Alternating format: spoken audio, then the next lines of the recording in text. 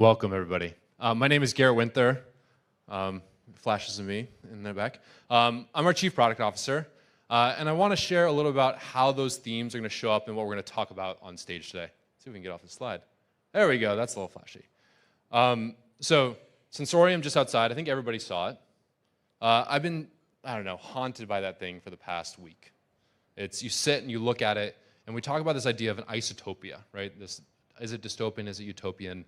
Like this merging of technology and humanity. And I think the reality of where we are, especially with climate tech, is we're like that moment before, where there's immense tension, and there's all these forces coming from all over the place. You're not quite sure if you're moving forward, backward, or staying in the same space. And that's really like the theme of everywhere we're pushing these conversations today. I'm calling, let me get slides. There we go. Go back one. The doldrums. Climate tech is in the doldrums. So I don't know if everybody knows this term. It comes from all the environmental winds that are throughout the world. Think about all of these forces that are pushing winds to the north, to the south, and they converge right at the equator. Let's see if we make sure we, does everything just keep going? All right, cool. So doldrums, think about all these forces where you're uncertain of where they're coming from, where they're going to blow next. I don't know, maybe a few years ago, a few people put their sails up and they started riding the winds of change. But you hit the doldrums, and it's this unique spot in the middle of the equator where things just stop. There's no wind, there's no waves, and oftentimes in the early, in the 1800s and the early days of, the early days of the 1400s and beyond, ships would get stuck. Ships would start out from across the world, sailing. They would be on their mission to change the world, and they'd got all this money and this policy, and they'd be stuck for weeks. And they'd start praying to the gods. They'd start figuring out, okay, who do we eat first if we run out of food? And that's where we are in climate right now. There's all these externalities that nobody quite can understand. They change by the day. And half these founders that are sitting around us, they could be having the best year of their life because they could sign a PO that nobody expected, or they could die in 2 months, and they have to move on to the next thing. And that's what I feel when I look at Sensorium, is this idea of tension, this idea of not knowing where these forces are, but also kind of being stuck and static and not sure what's happening next. And I actually love to zoom in on this guy. We're going to zoom a little bit more. So this is what a founder feels like. They got their head down. They've built this beautiful technology, this machine, riding through the waves, not quite sure where they're going. They built a little team, and they need to just find a way to get through. And there's all these things happening around them. They hear news stories, and then that's what it really feels like to be a founder. And that's where we're pointing all the conversations today. That's why I asked you to point your conversations when you talk to founders out there. The funny thing, too, is you start looking around the rest of Sensorium, and there's all the same people that are in our community as well. They're the people that curse the heavens because the dynamics are changed or a policy has changed that they never knew. There are people that have gone back into their caves and just waiting for that next grant to build the next technology, and they're just going to work on it a little bit harder and wait for things to change a little bit before they pop back out. There are people that have decided to re-aim their efforts at things like war and different aims of what it means to build industrial systems. There are people that are changing their idols, people that don't quite know if climate is a real thing, and they're shifting where their priorities are. And then my favorite are the people that are just out, they thought they were a climate person, now they're doing something with AI and crypto, and they're just catching the next wave. But we come back to this guy. He's built his thing, he's built his team, he cares about getting to the next shore and really making it through the next thing. And really, that's the sense of the conversation we want to get today. What is real? Who's riding the wave? Who's on to the next thing? Who's built a durable, real business that's better, faster, stronger, cheaper, all the things that we need to do to make climate tech work in this world? And the reality is, a lot of those things are happening. A lot of those, like the tenor around what's happening in Climate Week, you go to some events and everybody's a little bit sad, a little bit angry. And then some, you go talk to a founder and they just had the biggest purchase order they've ever had. They have no idea how to scale. So that's what we want to get to the bottom of today. So with that, I want to bring up the person that's seeing that firsthand, making investments, as well as advocating and shifting the world at the top level. So we're going to bring up our friend Tom Steyer.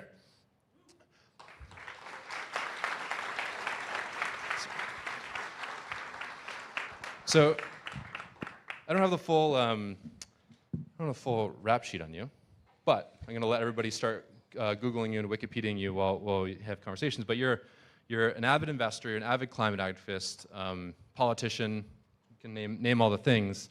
But probably the most important thing, or how I'd give a punchline, is you're putting your money where your mouth is, right? You believed in something, and you're doing things not just for the sake of doing them, but for the sake of things that need to exist in the world. How do they make money, and how do they actually affect change? So maybe my first really thing I would love, you've been around Climate Week, you were here last year. Last year I heard a lot of things around do the obvious thing, or rely on the strength of your hand. And the reality is there's going to be ups and downs and externalities, but the reality is if you make the best choice, it's going to have the best chance to succeed. I'm curious what you're seeing and hearing and talking about this year compared to last year. So it's a treat to be here, and I have a different attitude about where we are than Garrett was describing about the doldrums. So let me give you a couple things that seem very clear to me as a result of this week. Probably 5 things. I was thinking about it when he was talking. One is the real economy. So in the real economy, the electrotech revolution is crushing. So regardless of what people say, regardless of what the newspapers write, last year, globally, new electricity generation was 93% renewable. If you look at, there's all the talk about 24/7, 365, 4 or 5 nines. We're going to have to use fossil fuels to fuel the data centers and the AI growth. And actually, if you look at the new generation in the United States that is on the books, 7% of it is fossil fuels. In my book, 93.7 is a big win. And it's not going to change because we're going to get better and they're going to stand still. So the first thing is, in the real world, what you represent is absolutely winning hands down, and that is something that's going to continue and accelerate. That's one. 2, I think part of what Garrett was talking about, which is true, is in the attention economy, you wouldn't necessarily think that was true.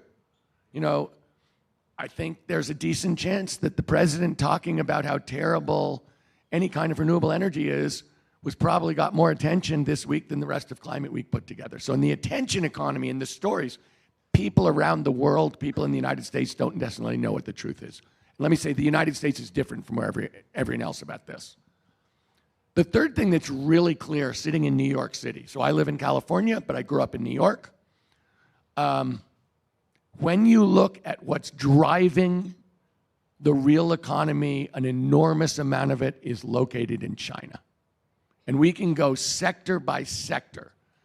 But my point is, if we're going to compete in the 21st century, we're going to have to compete with people who are really good, with countries that are really good. I always say to people, being a New Yorker, you want to be a good basketball player? Play basketball against good basketball players.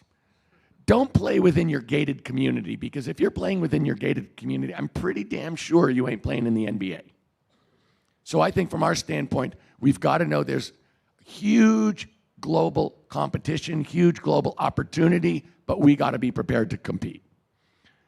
And the last 2 things I'd say are this, because no one in Climate Week seems to want to talk about climate. So let's talk about climate for a sec. It's clear that the change in global surface temperature has accelerated. It's not clear how much, but it's very, very clear, given 2023, 2024, and 2025, that we're in a new paradigm. And when you look at global emissions, we are crushing it economically. Like, let's stop worrying about that. There is urgency here, and the urgency is around how fast are we going to solve the underlying problem about emissions and climate change. And that is a very open question. So let me give you one last piece of information that I learned this week, which made me feel both pretty hopeful, which is this. We all know that emissions haven't gone down any year except for COVID. Check. We also know, I didn't really know, China has been 95% of the growth in fossil fuel demand since 2018. From 2018 to 2024, of all fossil fuel demand globally, 95% it was China. And the other thing to know is in the first half of 2025, China's emissions went down 1%. First time ever. They're supposed to peak in 2030. Looks like they're peaking this year. So when we think about the competition that people are spending a lot of time running their mouths about, we should stop focusing on this and start focusing on how fast we can win. That is the issue in front of the people in this room. For all the founders here, for all the people pushing, and I say this to everybody on Wall Street, everybody gets a right to compete. Competing is not winning. I want everyone to have a right to compete, and if they're doing stuff that doesn't work, it's not going to work just because they get a chance.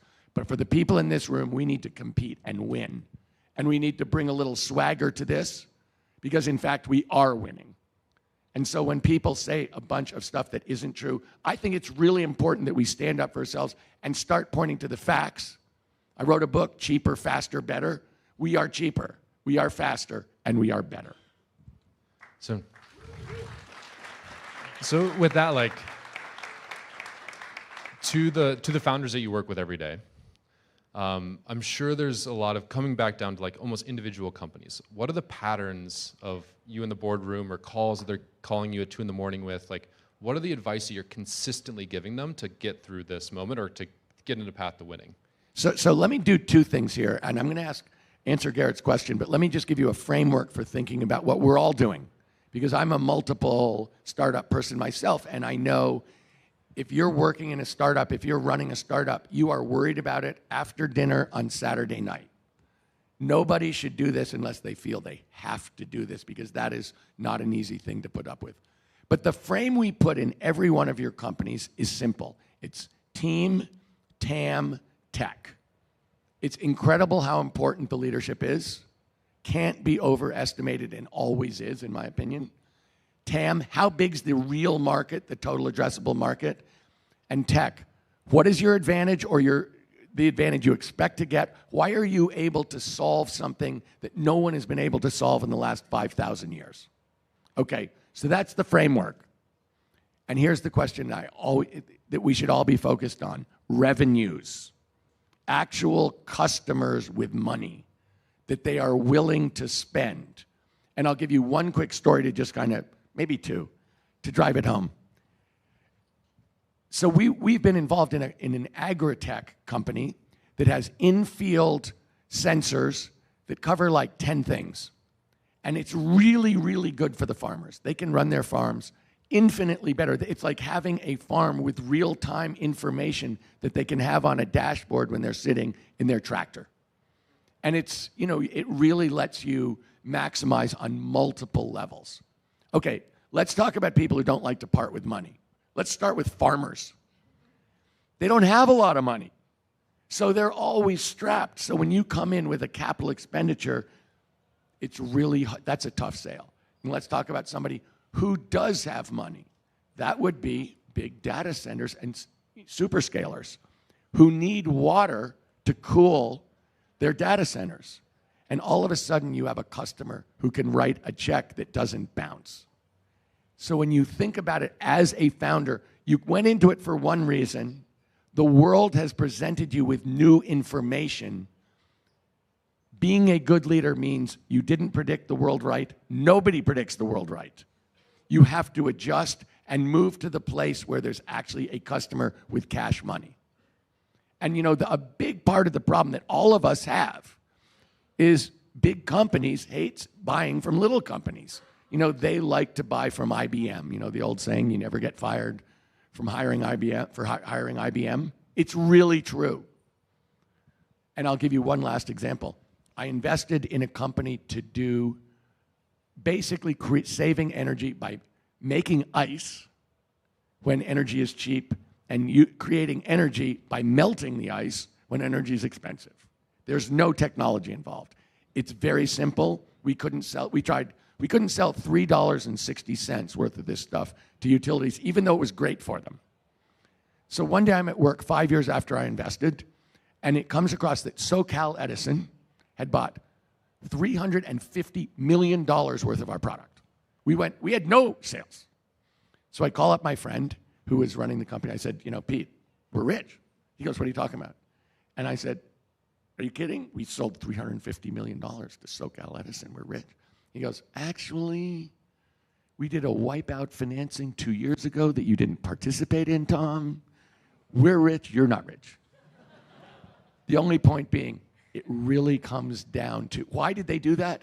They had to do it because they closed the San Onofre nuclear plant and there was a gun to their head, so they had to buy something, and we were one of the 3 things they bought. My point being, you got to solve a pain point, you got to have a customer who pays money. If you don't have that, you don't have a business, and that's what you got to go for. I think there's an interesting tension there of, at least a lot of the narrative around climate the last few years has been around like mission, stick to your guns, be a little stubborn. But the reality is that you can be stubborn on your mission, you're still got to be a business. Like, navigate to revenue, you got to find people who are actually willing to adopt your solution. And that requires an infinite hustle and adaptation in order to find that.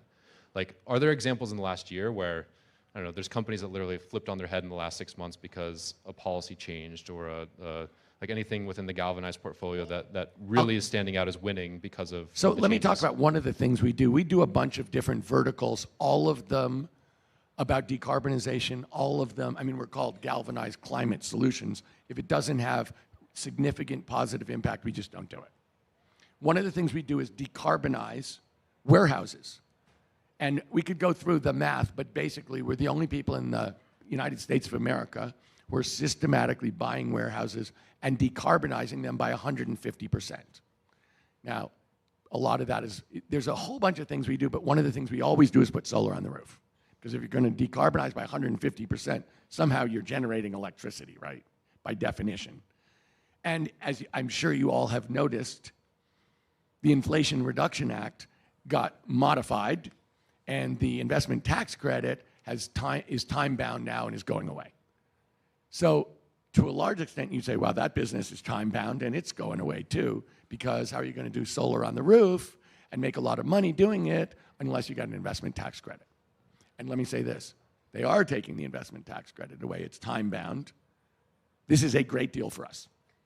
And this is my basic point about where we are economically and how to think about being in a downturn. We basically can streamline what we're doing because the ITC is going away. That means that overall less money will be made, but we'll make more.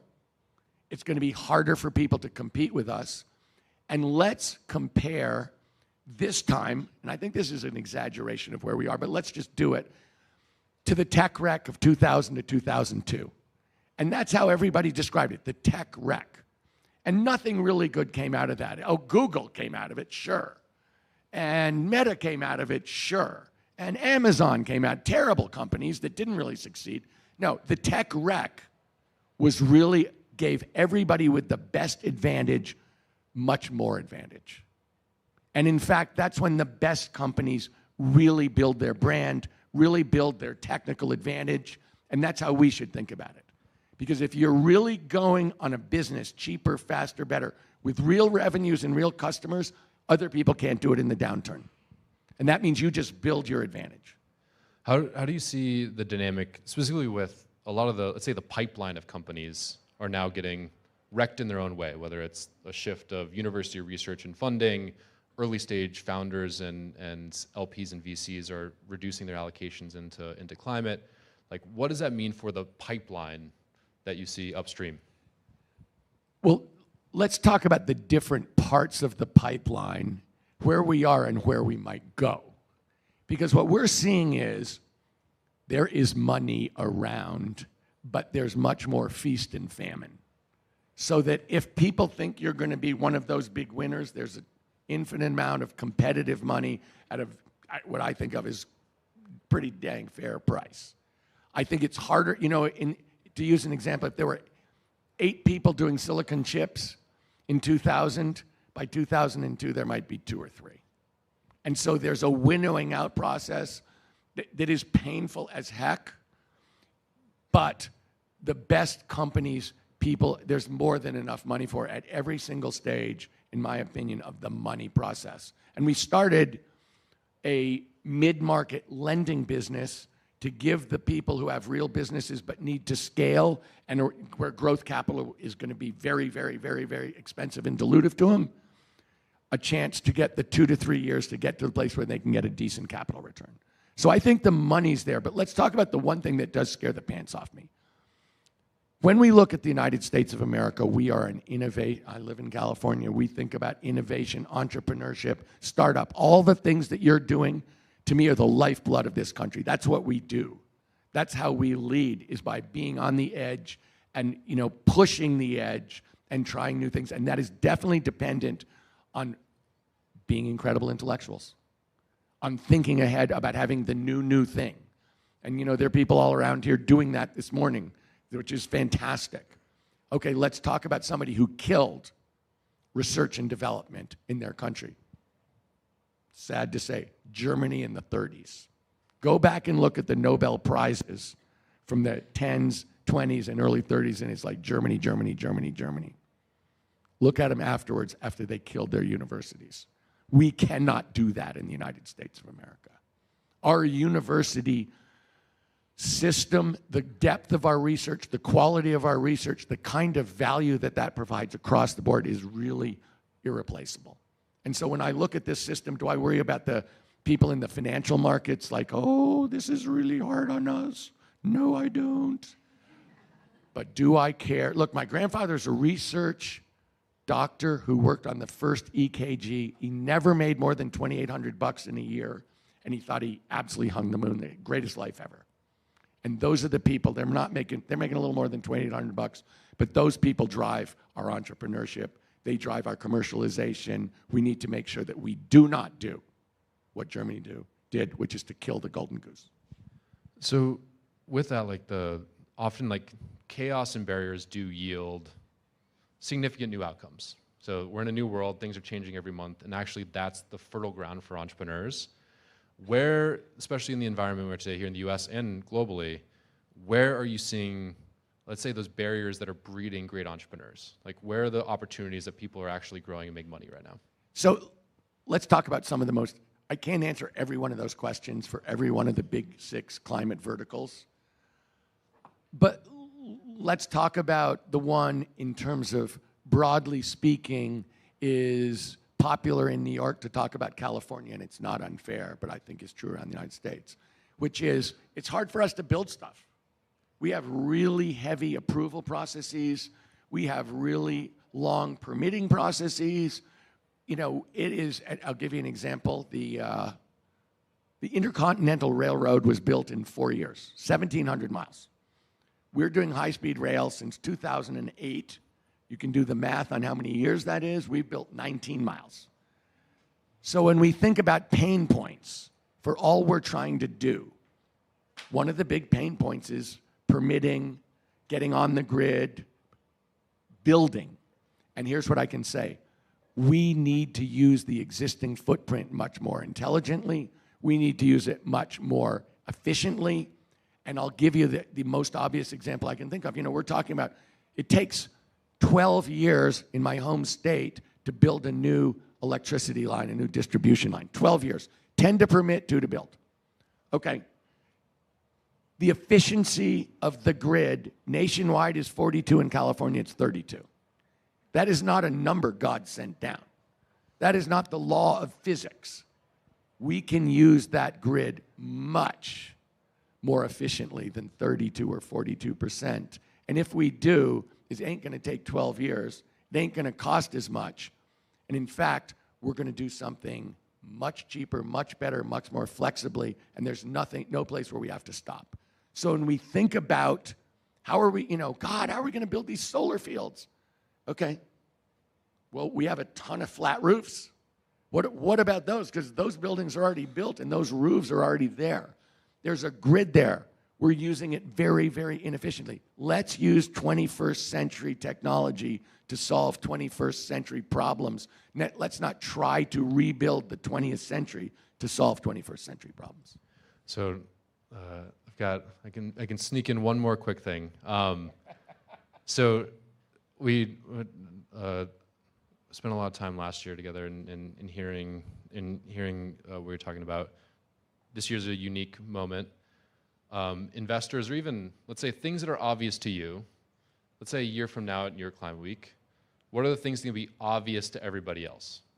Where you're like, oh yeah, of course, that we were talking about that a year ago, and now everybody knows it. What do you think is the obvious thing? Look, I think what I'm saying about us winning, I think is really, really obvious now. And I bet everybody in this room, or a big proportion, think that. But clearly that's not something that everybody thinks. That's not how the markets are treating things. And so I think that as the numbers roll in, and so for instance, we have a public equities fund that has totally crushed it this year, and you'd think that's not possible, but actually that's exactly what's happened, because equities are driven by the facts. Not, there's a lot of hype in there, but we're not getting the hype.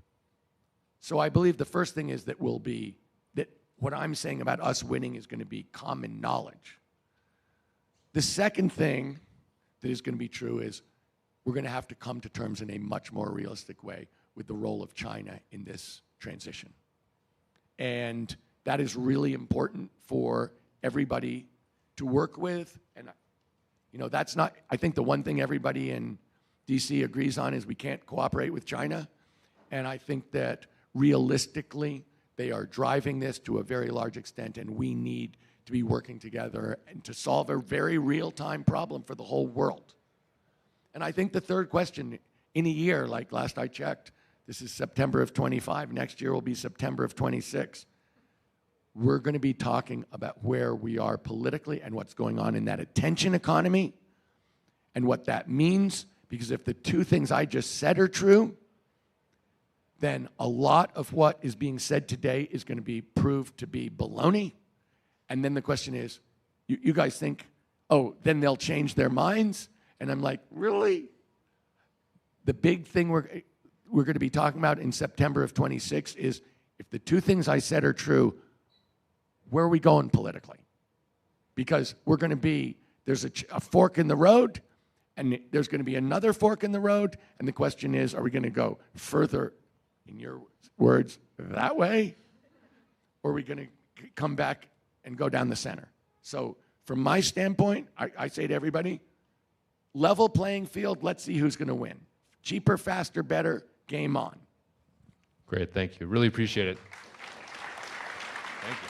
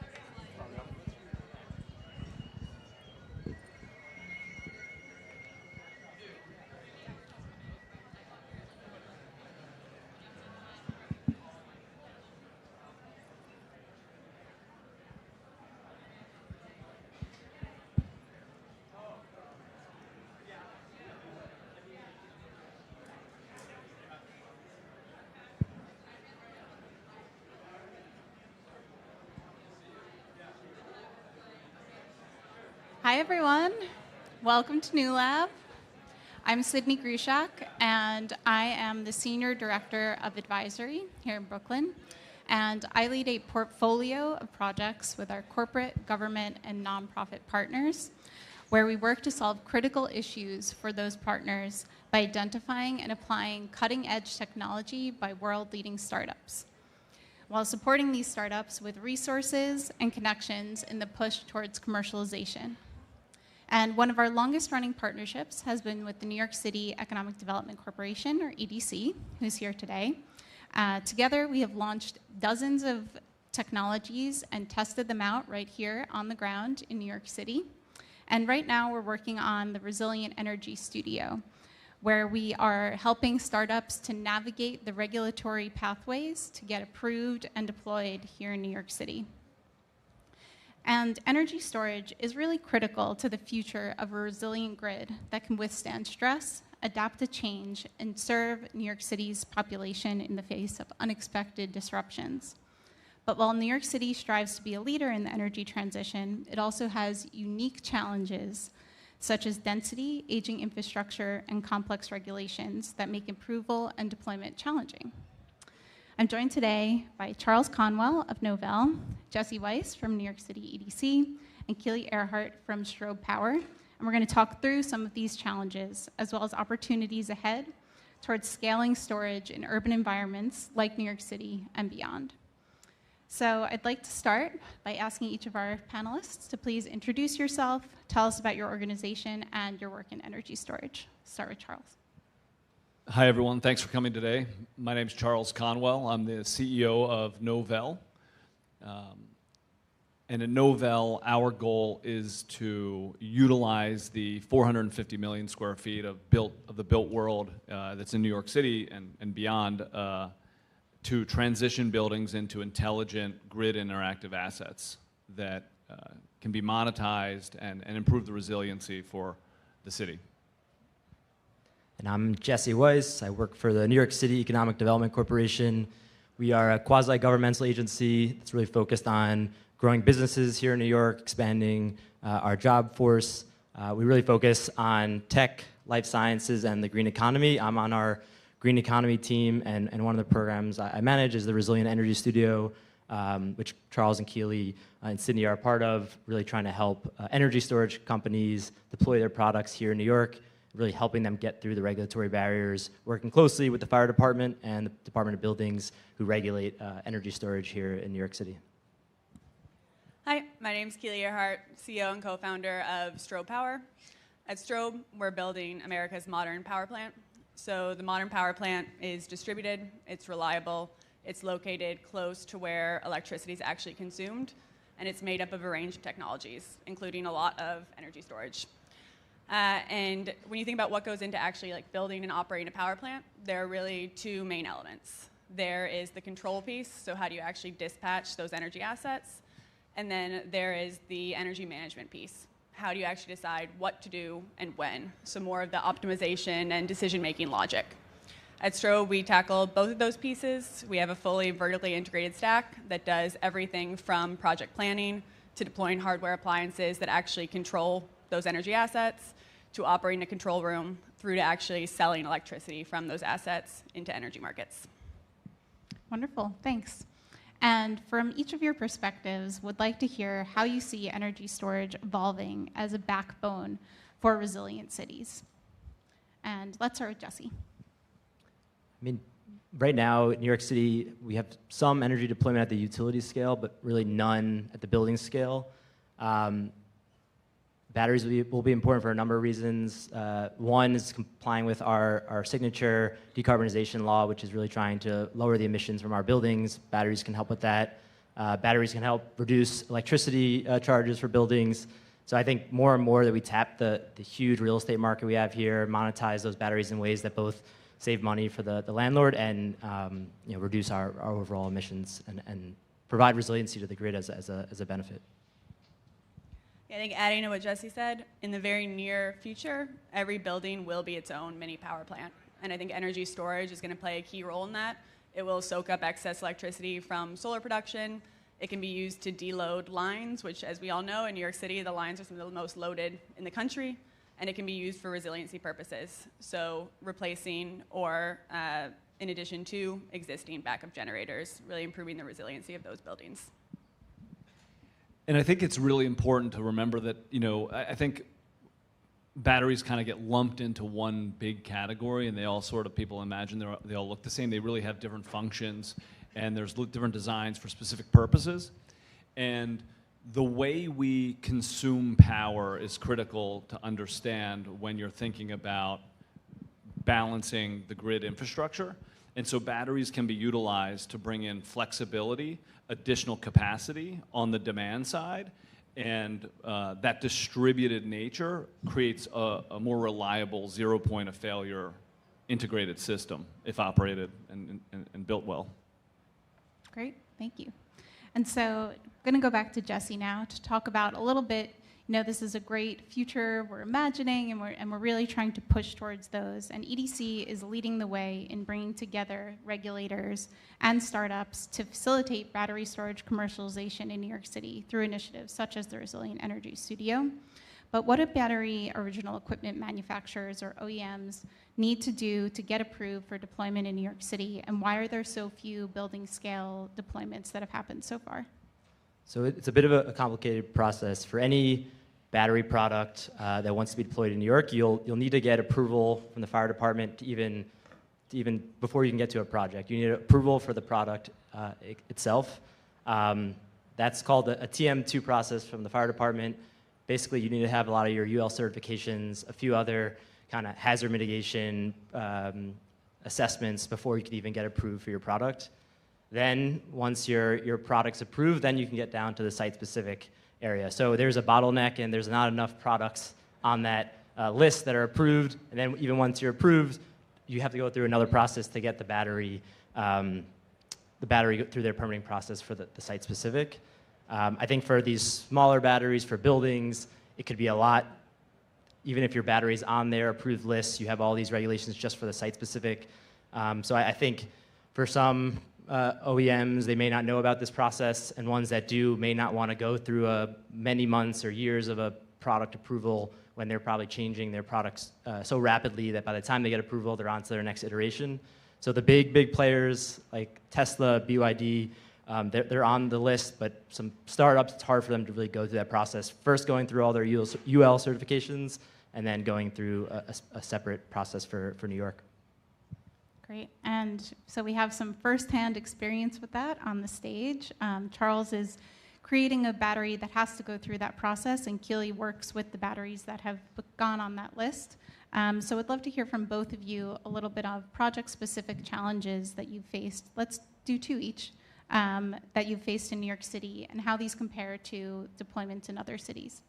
Start with Charles. I think one of the challenges is the lack of clarity of what actually needs to be done, right? So if you meet all of the the national and global regulation for safety, there's still this subjective element to the fire department of New York making a decision. But when you're thinking about deployments into real estate, speed, time is money. So being able to know how long it takes to get a process through a system, get a permit, get the installation done is really, really critical. And then the other thing that I think is really important in this process is that the customers have a real value driver, knowing that it's going to be accretive to their business, whether it's an occupier of space or a building owner that's supportive in that process as well. Yeah, so at Strobe, our business model is really focused on unlocking a lot of the opportunities that were enabled through FERC 2222, which was an order that was released in 2020. New York's implementation of that was the DER participation model in April 2024. And what those orders say is they say that small-scale assets can participate directly in energy markets, but with the big caveat that they have to display the same capabilities that traditional utility-scale plants have. So everything through from operating a control room that communicates directly with every New York utility and NYSO, the wholesale market operator here, through to qualifying as a metering services entity that actually provides revenue-grade metering data, through to entirely new tariff structures designed explicitly for behind-the-meter battery storage that's participating. So the main one here would be the wholesale distribution service, which is designed around behind-the-meter assets that sell directly to NYSO. So for us, with our battery projects here in the city, we were the first one to enroll assets with Con Edison under the new WDS tariff. And there's a lot of uncertainty and complexity around that, how that tariff is actually structured. How do you design and install meters that can effectively track electricity that's used for behind-the-meter purposes versus electricity that's used to directly sell into the wholesale market? And so I think echoing what Charles said, there's just uncertainty, and that extends timelines. And for our customers, they're typically commercial industrial property owners, they're looking at multi-million-dollar investments in battery storage. They need to have certainty around the project economics associated with those efforts, and that requires a lot more clarity around some of these new structures. So I think that touches on both the regulatory and the financial side. A lot of those challenges are nationwide. I mean, the ability for these assets to participate directly in wholesale markets is a national priority. but certainly all the complexities of being in New York City, the underground buried lines, and the kind of physical space constraints that come from the fact that it's just a crowded city, and the setbacks and whatnot that are required for battery storage definitely compounds that complexity. Thank you. And Charles, I'd like to get into that a little bit more with you. New York City has a lot less space than many other cities. You can't put batteries in courtyards as much or in garages because they just simply don't exist. So tell us a little bit more. You're currently pursuing the first indoor installation of a building scale energy storage system in New York City. What opportunities does this type of installation present, and in New York City specifically, and why is this so important? So when we started Novell, one of the key,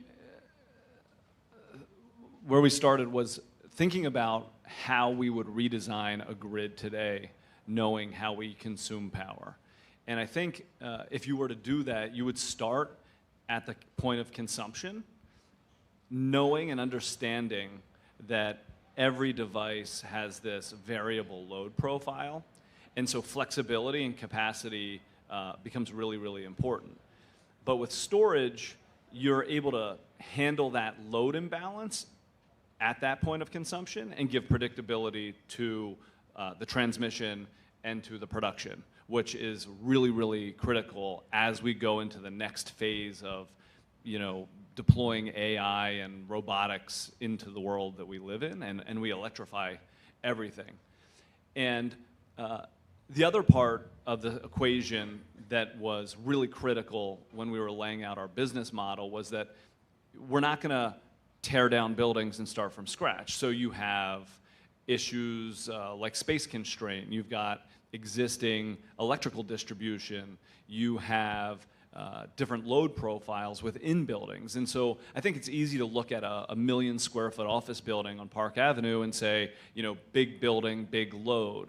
But the reality is that that is a big building filled with thousands of small loads.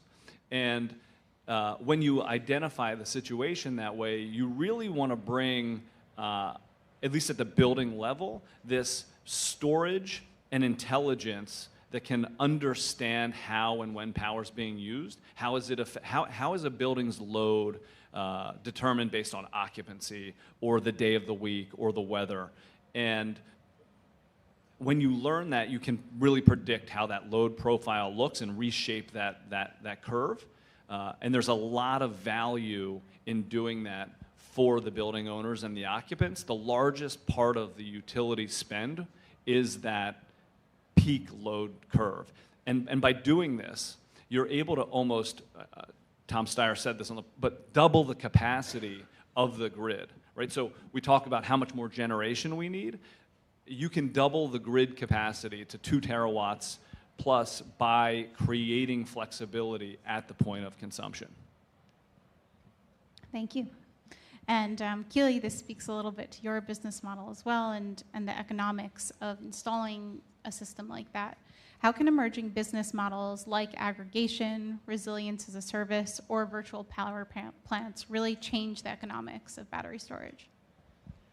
One thing that I'm really optimistic about is the fact that when we model projects in New York City, you're often looking at 2 to 3 year payback periods, which is incredibly rapid for infrastructure investments. And the reason you're able to get to such compelling project economics is because behind-the-meter battery systems have access to so many more value streams than traditional utility-scale battery plants. If you picture a traditional utility-scale battery plant, it's a bunch of containerized batteries all co-located in one centralized location, typically away from the actual demand centers where the electricity is serving.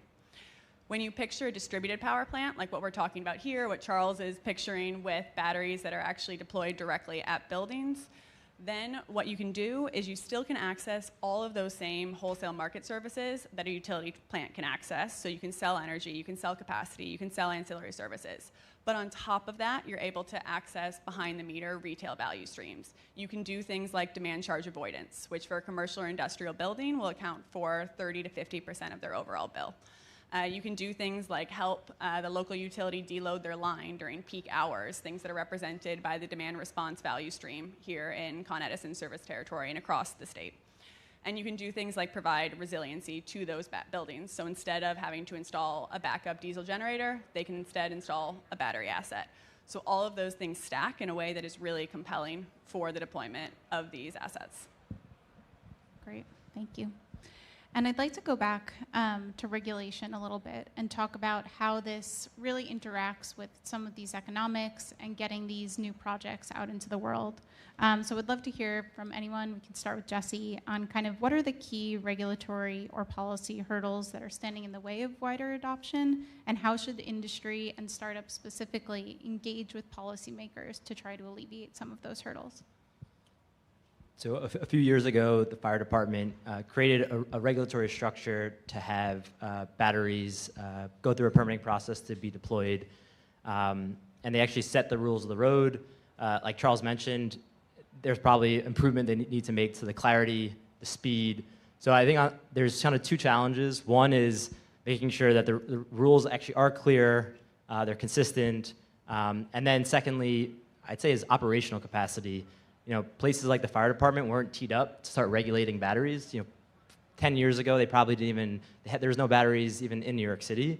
And so they don't have the staff, the resources they need to cover the demand for batteries today, and just imagine the demand for batteries in another 10 years from now. So teeing up these departments to actually regulate these things, do them safely. I think a lot of startups probably are scared of regulations, say we need no regulations, we just need to allow these things to be deployed. I think for something like this, you really do need some regulations, making sure that you don't cut off the industry early by having one emergency or one fire. And I would just recommend to any energy storage company, any hardware company, someone trying to do work in cities is don't be afraid of the regulations, try to engage with the regulatory body before you have your first project. I think these two companies are doing that, really building relationships, teaching them about your product, and active engagement before you even have that first or second project, so that way you can build on that relationship and educate the regulators as well, because this is new technology, especially for New York City. We don't have a lot of this deployed, so just engage early, often. Don't be afraid of working with government. Great, thank you. And I think that you touched on something really important. You know, as folks who work in innovation, we often get a little bit jaded that everyone's kind of on the same time frame and has the same embedded knowledge that we do. But often change is difficult, and there's existing infrastructure that needs to be updated, and a lot of that education that needs to be done to start the movement of regulation and updating that needs to happen to make these projects actually able to come to fruition. And I want to touch on Keely a little bit. Your current project is looking to install batteries at telecom sites, which is a notorious legacy industry that's hard to change and also grappled with reliability challenges. How can your project support similar legacy industries as they strive to become less vulnerable to economic, natural, and other shocks? And how do you kind of use that as an opportunity to educate and to bring them into kind of the future in innovation? Yeah, I would say the economics for battery storage systems often speak for themselves, which is really beneficial when it comes to working with a variety of industries. When you look at critical industries, things like telecom sites, they often have regulatory requirements to have resiliency. Like they must have backup power of some source. Traditionally, that was covered by backup generators. But what you're increasingly seeing is a widespread acceptance that those generators need to be augmented by battery assets and often even replaced. And I think the more that we can do to show how that is kind of a financially prudent move on top of all of the clear kind of energy efficiency and clean energy benefits that come from installing more of these battery assets, the more we'll be able to bring some of these industries into the future.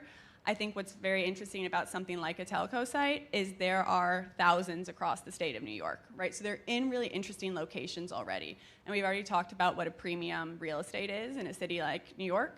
Being able to have access to a lot of those sites and install new assets at those sites gives us an extremely interesting way to build out a robust distributed plant that is able to meet the resiliency needs of the grid writ large and of those individual sites. Great, thank you. And I think as Garrett kind of touched on in the last discussion, you know, energy is one of those industries where we've really crossed the threshold of, you know, it speaks for itself and it is cost effective, and it's not a decarbonization in the energy industry is not something that you need to do just out of the goodness of your heart or based on incentives at this point. Would love to hear from any of you kind of on other industries that offer lessons or analogies that storage can learn from as we try to bring this to scale and get it out into the world at large.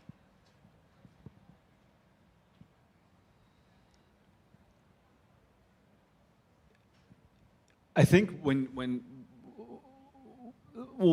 of the things to think about as we, you know, continue to move forward with how our technology is built, the equipment we use in buildings, you know, as we advance our power electronics, more and more devices, lighting, communication, security becoming low voltage. And so even in existing infrastructure like backup generators have sometimes voltage issues in buildings where when they kick on, the surge is problematic. So batteries are really, really uniquely positioned to help serve those needs and control the load throughout those buildings and respond much more quickly. You know, an HVAC compressor and incandescent light bulbs don't react the same way that a laptop does and high-speed data centers. So it becomes really, really critical. Yeah, go ahead, Jesse. I have a very niche analogy, but really focus on the regulatory piece. So any batteries deployed will need to go through all of their UL certifications. And anytime they update their product, they're probably having to get some new certification, or if they're coming to New York City and they have a product that's approved and they update their product, they need to get another approval. And so thinking about the pharmaceutical industry, and I know very little about the pharmaceutical industry, but approvals for generic drugs, can we have approvals for batteries that are generic or using the same technology, same chemistry? And not every company needs to get approved as long as they're using a similar template as others. So I think about regulatory approvals for other industries that have big safety concerns. How do you speed things up once the technology is scaled and there's lots of different companies doing similar types of products?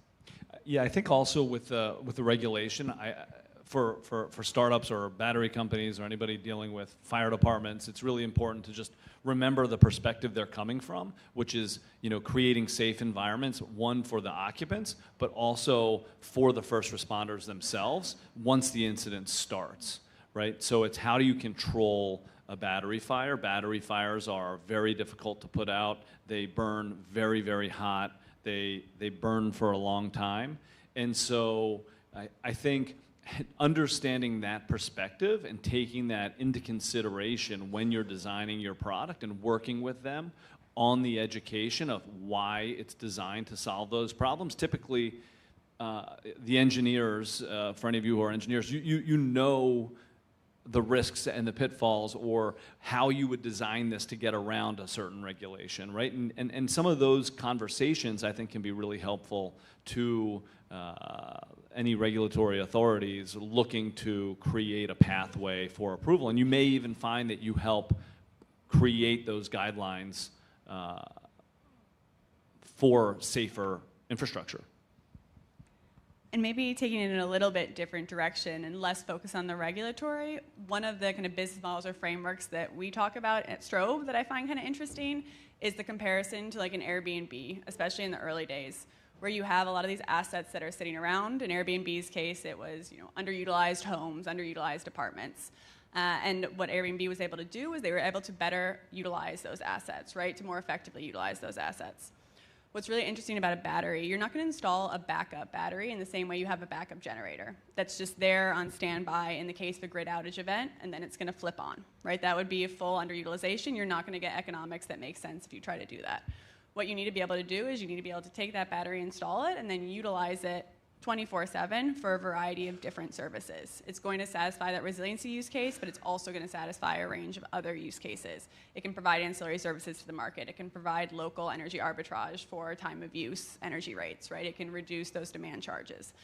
And I think thinking about how we can better incentivize the installation of these small-scale systems through looking at comparisons to kind of other similar industries where you're looking at investments in areas where you have underutilized assets and you want to deploy more of those underutilized assets can be an interesting model to consider.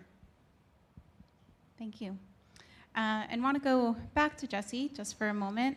So New York City has really become sort of a testing ground, or we're trying to make it that way, in one of the world's densest real estate markets.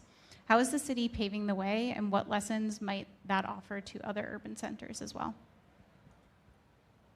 I think I would go back to the piece about working closely with the regulators. I know lots of battery storage, energy storage companies that have deployed here, have close relationships, are constantly sharing information with FDNY, DOB, taking them out to their sites to see how things work. I think there's definitely room to improve the regulatory, and we can look towards California and Texas, who are deploying batteries at a much different scale than we are.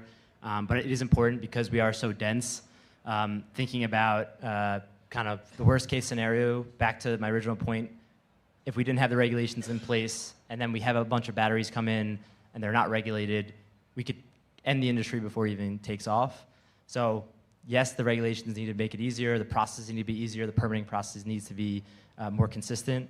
But I think for other cities, really building that strong public-private relationship, partnership to really figure out how we scale, but safely. Great.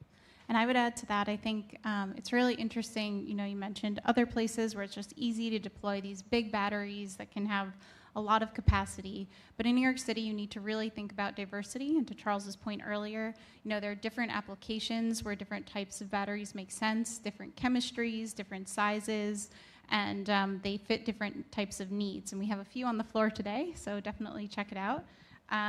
But would love to kind of wrap up by asking you all, what's kind of one thing that you, whether from OEMs, regulators, utilities, or customers, that you think must happen in the next 1 to 2 years to really accelerate adoption of storage?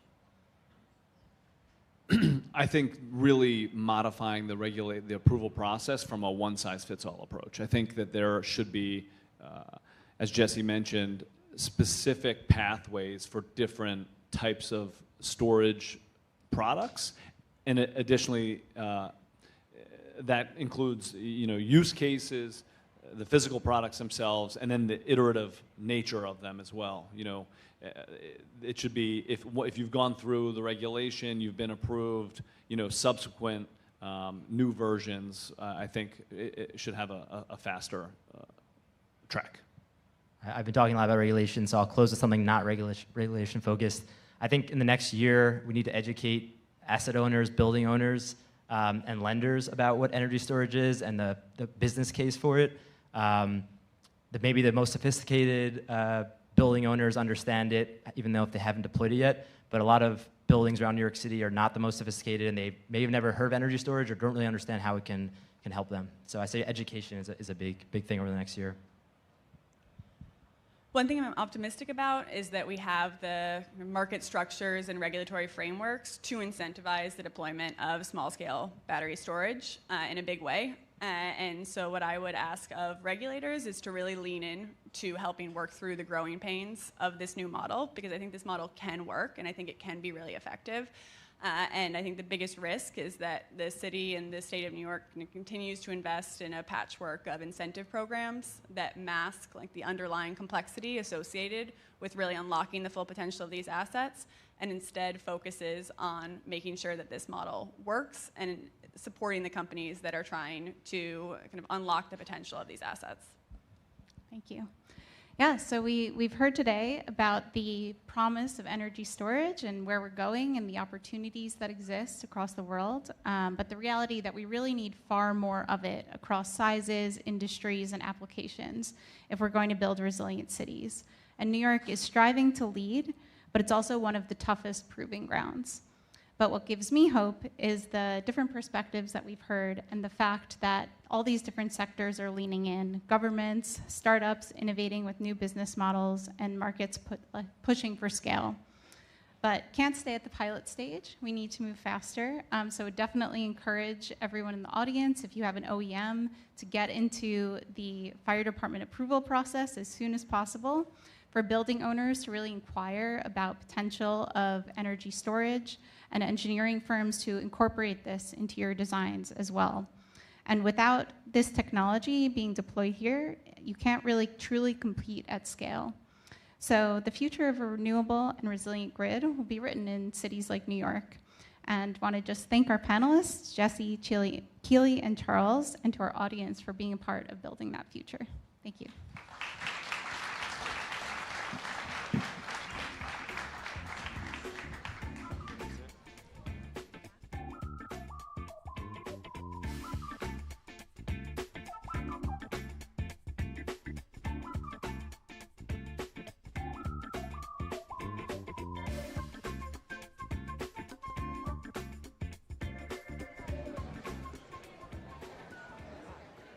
All right. I am personally excited about this next conversation because everybody's facing the door. You don't want to leave too fast.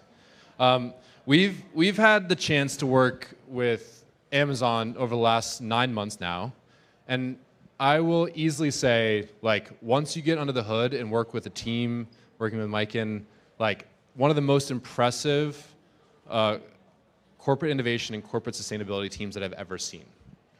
So with that, I'm going to introduce Miken Molen-Hansen. She is a longtime Amazon leader, 15 years within the device and hardware operations, technical advisor to the former SVP of Amazon Devices and Services, head of product and growth engineering for ExxonMobil, integral role into the development of Fire TV. And now you lead sustainability efforts across Amazon's devices and services. So I think the fundamental of the role is like ensuring that the millions and millions of devices, massive supply chains across Amazon's devices meet the net zero carbon by 2040 as part of the climate pledge. So just one quick welcome for Miken. Really appreciate it. All right. Well, thank you so much, Garrett, for the warm welcome.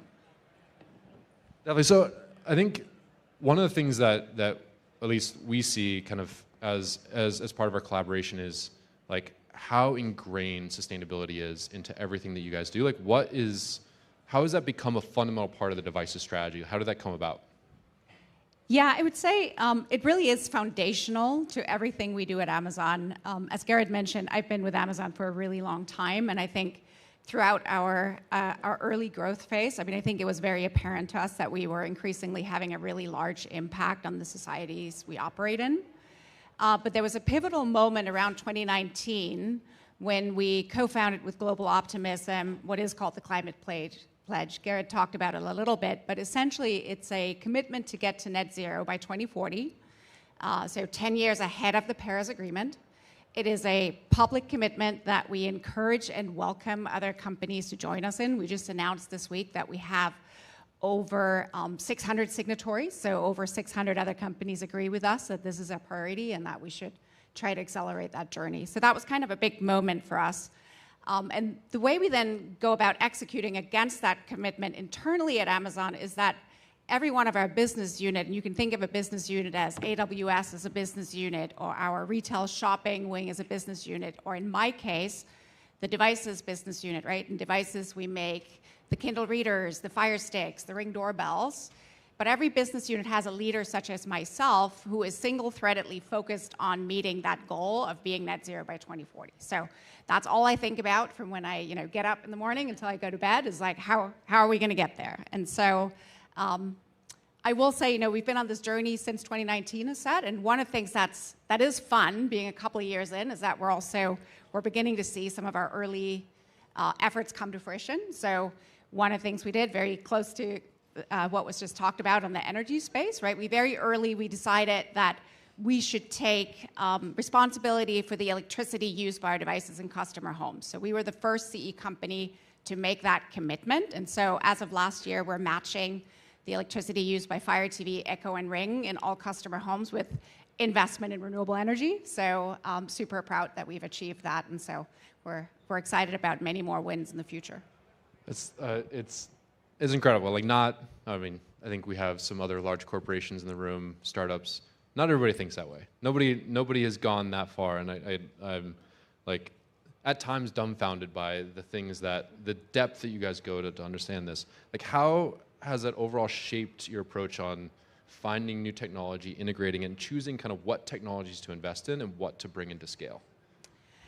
Yeah, I would say, one more thing about the Climate Pledge is that as a signatory, you are beholden to a very simple three-part framework. So first part of that framework is you commit to measuring and reporting where you stand on your carbon emissions. The second part, which is where we're going to get to your question, is you commit to taking action to eliminate your emissions, right, to implement abatement levers.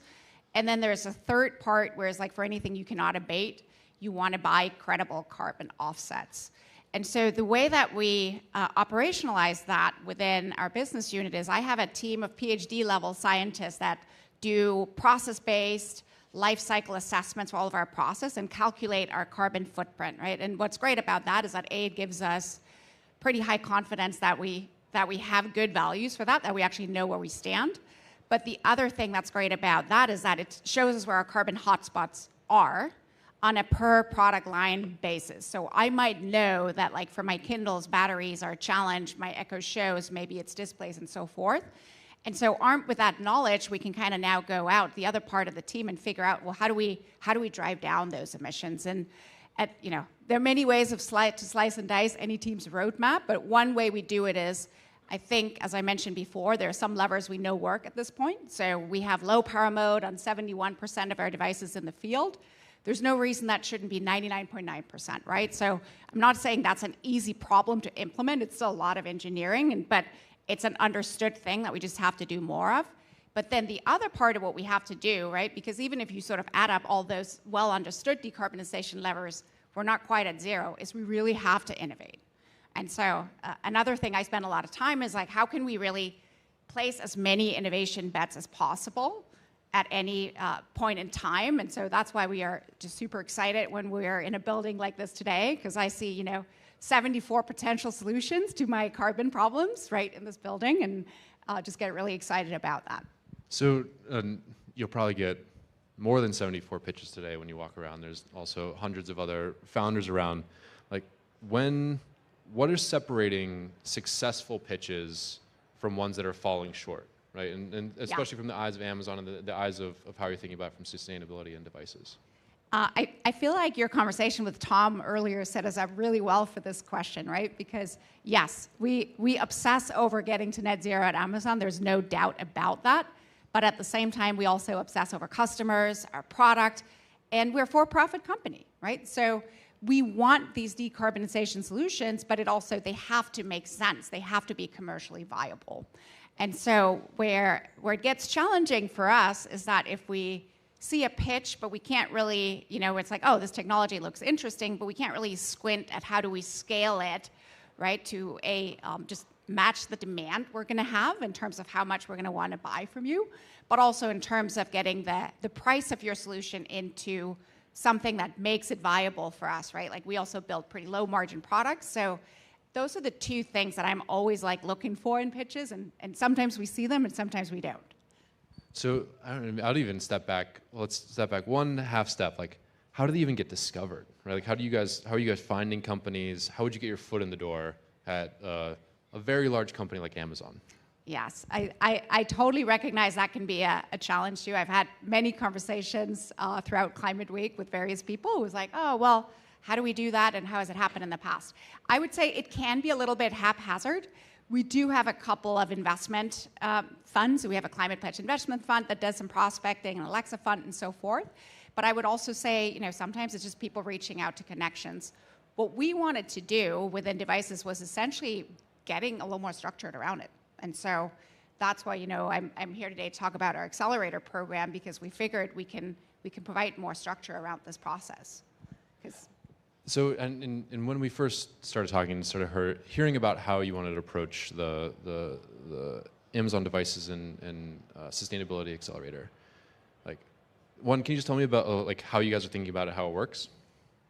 Yeah, totally. So You know, when we started thinking about actually exactly what you were alluding to now, right? Like there are all these like opportunities out there that we're probably missing, or they're getting pitched to us in ways where we can't really, you know, fully read them and appreciate them. We're like, well, what are the, actually thinking about our accelerator as a product, right? What are the tough problems we have to solve?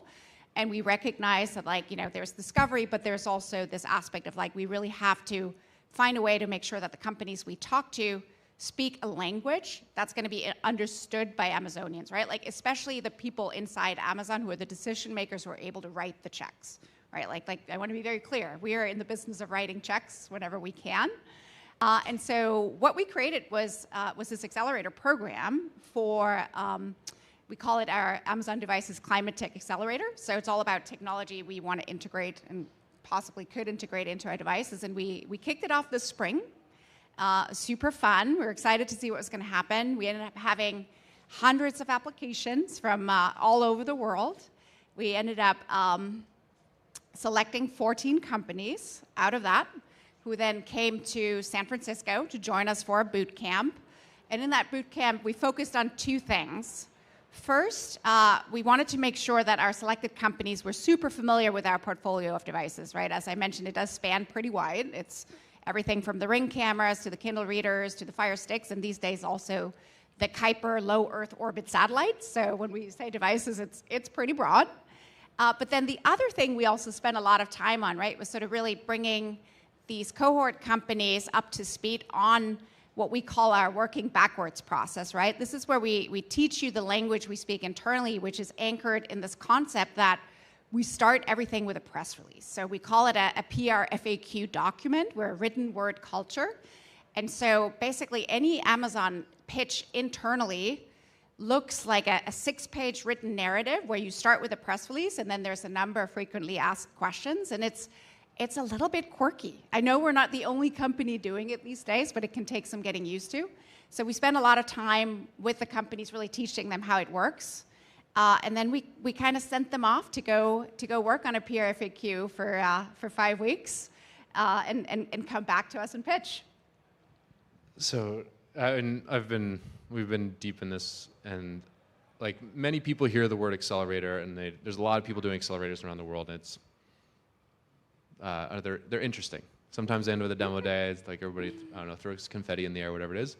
Like, this is like real work. Like, you guys are throwing companies that have just met you into the integration pipeline and finding buyers, and like gotten to a set of 8 companies that out of this process like have a very high potential into this next phase to like really get into the process. So I'd be curious, like, tell me some of the outcomes and technology companies that we got them up here. Yeah, there you go. Some of the 8 companies that we're working with, and kind of what you see as the outcomes. Yeah, absolutely. I mean, this is actually something I'm excited to announce today. So out of our 14 entrants into the cohort, these are the 8 companies we've selected through a pitch event we did in Seattle a couple weeks ago, and super excited to see these 4 graduate to the final phase of the accelerator. And we have some of them in the room right now. I see some in front. They are all upstairs right behind these windows, so definitely go check out what they're looking to invent for us. But yeah, so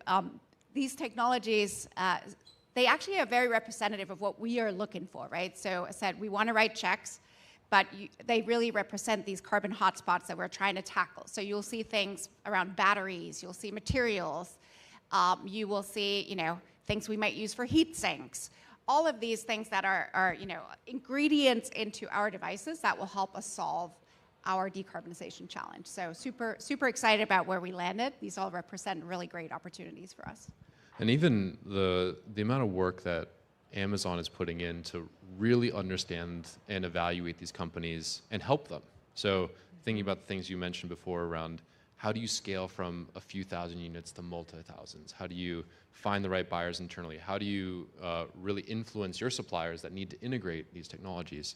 And really that amount of work I've never seen in this type of program that gives me tremendous confidence that like can look up on screen and not guarantee, but likely one of these companies being inside of an Amazon product in the product pipeline very soon, which is at least one, if not multiple on the screen, which is really exciting. as we aim kind of into your program next year and kind of as you iterate and scale and kind of understand and how this goes, like what would be your call to action for where you want more representation or more types of technologies for next year's effort? Yeah, so first off, I think we also have a QR code for an interest list somewhere where folks can sign up. So please, if you think you might be a candidate for our next cohort, please do join our interest list. I said everything we do is so driven by our data, and so there are certain carbon hotspots that just continue to be high priority for us. The two I'm going to stress are printed circuit boards as well as display technology. These are just areas within electronics where there just hasn't been a lot of innovation over the last 20 years as far as like decarbonization and really making those aspects of consumer electronics more sustainable. So, you know, we have a full list of things we are interested in, but if I were to highlight two, like definitely please come get in touch with us if you're working on PCBs and or displays. Fantastic. And that's the tip of the iceberg too. There's a lot. So I would say, like, as you've started working with lots of these companies, these ones as well as in your past, like what are some of the misconceptions that you often see from maybe the outside world, investors, corporations, as you have a unique perspective from working with them at Amazon? Yeah, I would say, you know, at Amazon, we do like taking big bets, right? Like we do it with our own bets internally as well. Like if you think about something like the Kuiper satellite constellation, that's a pretty big bet. And so what we sometimes see is this tendency to get a little bit too focused on the probability of success versus the magnitude of the potential positive outcome, right? So sometimes people are like, oh, I'm going to build this app. There's a 70% chance that it's going to succeed, but then I'm going to have 1,000 customers. So it's like, okay, great. I'm on a path to success, but it's just not going to be that meaningful. Whereas sometimes, especially when you work on these hard tech things, it's like, well, maybe there's only a 10% chance of success, but if I do succeed with my, you know, I'm going to mention one of my dreams, the compostable printed circuit board, it's going to be in every consumer electronic all over the globe, right? So my success is going to be gigantic. And so I think it's important to be willing to take those bets and also work on some of those things where it's like maybe the probability of succeeding is not that high, but the magnitude of like what you can achieve if you do succeed is just enormous. And a quick follow-on to that, like, are there any things that you've learned as building out? What advice would you give?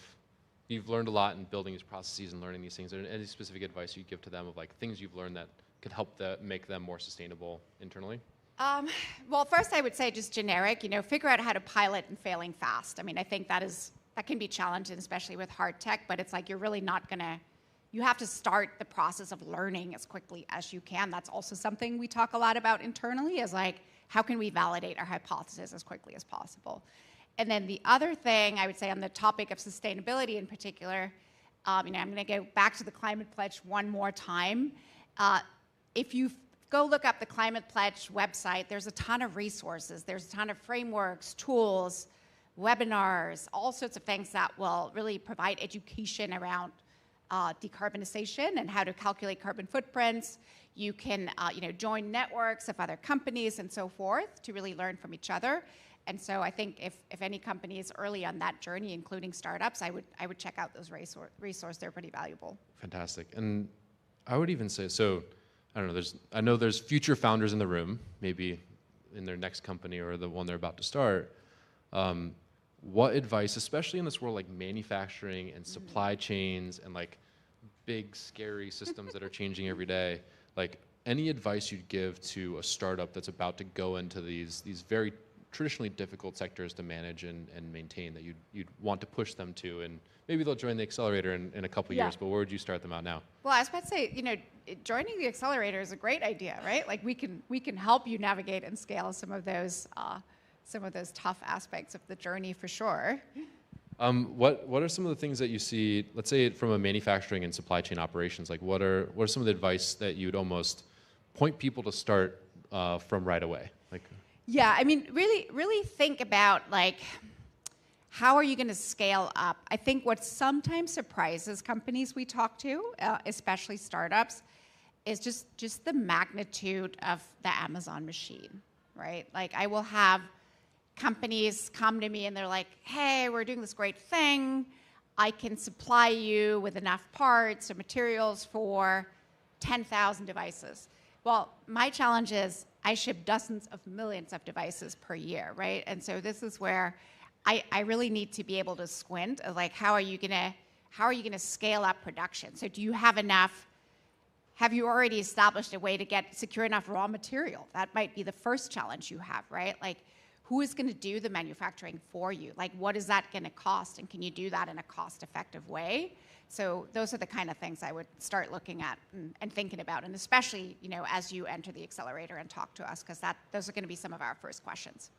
All right, we got one more minute. I think one question that's not on here, that I asked Tom, is a year from now, like what seems obvious to you now that will be obvious to everybody else in a year, and we'll be either celebrating it or understanding it a year from now? Well, I would say two things. I do think I agree 100% with many of the points that Tom made in terms of like market economics are driving a lot of things. Like it's easy to be very doom and gloomy right now, but if you look at like how market economics have taken over, right? He mentioned like 93% of all energy projects in the works are renewable. Like that just speaks for itself, and I think we're just going to see more of that. I also have a personal passion for batteries. So this last panel, I think we're going to see a lot more batteries. I think it's sort of, whenever I think about energy, to me it's crazy that if you think about compared to water, we've had like water reservoirs and city tanks forever, but it's like for energy, we've been sort of missing this in-between storage step for a long time, and especially in a world with volatility, not just driven by renewables, but by the aging grid, by more demand and so forth. I think batteries are a critical resource and solution. So I think we're going to see more of those. Amazing. I can't wait. And so one last request for everybody here. There are companies here that are actively working with Amazon in the program. Like, go talk to them. Like, you'll hear about what it means to work with Amazon, what it's like, what are the things they've learned, and bring those insights into your company, because I'll say it again, like, probably the most impressed I've ever been with any corporation on the level of maturity, thoughtfulness, data, understanding around sustainability. And it should be a beacon for what other investors, corporations, and governments aspire to. So just advocate, like, spend time with the company, spend time with Amazon, because they're doing some objectively incredible things that aren't seen every day. So with that, thank you again for being here and being part of this. And I would say, if I could stress one last thing, so I would second what Garrett said. Please go talk to our cohort about their experience, because we really are in that business of wanting to write the big checks. So please bring us what you got. Like we are the ones that, as Tom mentioned, we have the money, we want to spend it, and so please, show us what you got. Join our next cohort, and we look forward to hearing from you. Great, thank you again.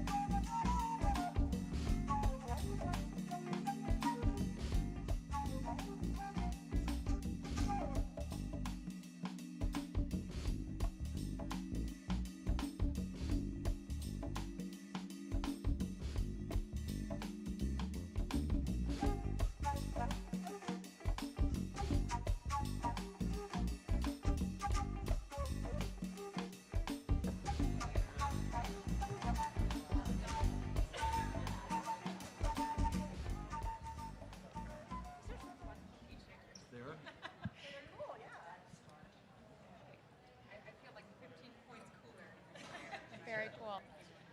All right, well, welcome everybody to our next panel. I am very excited to have these amazing speakers speak to you about deploying software solutions to scale climate innovation. So today we have three fantastic speakers. We have James Thomas from Desert Control. Desert Control is developing a liquid natural clay technology that improves soil's ability to retain water and nutrients, making it possible to cultivate crops in previously infertile areas. We have Michael Hedberg from Admaris, who's mass producing complete homes inside of smart factories. And then we have Eryn Devola from Siemens, head of sustainability. It is a pleasure to have you all here. My name is Michelle Brechtelsbauer, Vice President of Strategy with New Lab. So we're going to get started with a pretty simple question to the panel to let them all explain what they're building and what they're doing. So to each of you who are building novel solutions and supporting novel solutions to address the security of food and water, which are, of course, the foundations of human society, can you please briefly describe what you're building and how it's used to address challenges across these critical systems? So the problem you're solving, the use cases for your core impact, and of course, how it relates to climate. Yes, so we have been developing a technology able to solve the biggest challenges in construction, specifically in the housing industry. Construction is one of the last industries that still needs manual labor. It's all based on skilled manual labor. And the problem is the world is running out of skilled manual labor. And it's causing the price of homes to increase very fast. There's a massive shortage of affordable homes in the world. And it's increasing all the time. It's a staggering number of 1.6 billion is the shortage of affordable homes. And we've been focusing on a technology solving that problem. So the technology we have developed allows us to mass produce homes in a factory, 100%. Without any need for skilled manual labor anymore. So no construction labor. All the skilled tasks have been given to robots. We have in the design 141 robots out on 26 different production lines that are doing all the difficult work. And we can now hire assembly line labor, which can be literally trained in a day to work in a factory because the task given to them is so simple. And since robots are very efficient in doing their job, we actually are reducing also the amount of labor by 95%. So we're now able to reduce labor amount by 95% and only need assembly line labor, which has drastically dropped the price, and we're eventually able to build homes at extremely affordable level, very high quality being produced in the factory, and also very sustainable play, because we are reducing a lot the CO2 emission and the waste, which construction is very famous on being extremely bad on. Thank you. Can you hear me? Sorry. So the vision statement, pitch line of our company is make Earth green again. But with the current administration in the White House, I don't say that as much. Or at least if I do, I'm wearing a green hat when I wear it. So I think you hit it perfectly in the sense is that our technology enables the retention of water, nutrients, and the potential for increased yield in sandy and degraded soils. And so we allow agricultural companies to increase yield or reduce inputs. We can help to restore degraded land. The name of the company is Desert Control. I did not pick it, but that is the long-term hope, is that we will be able to bring back a lot of areas that are currently desert or desertification. Thank you, James. Eryn?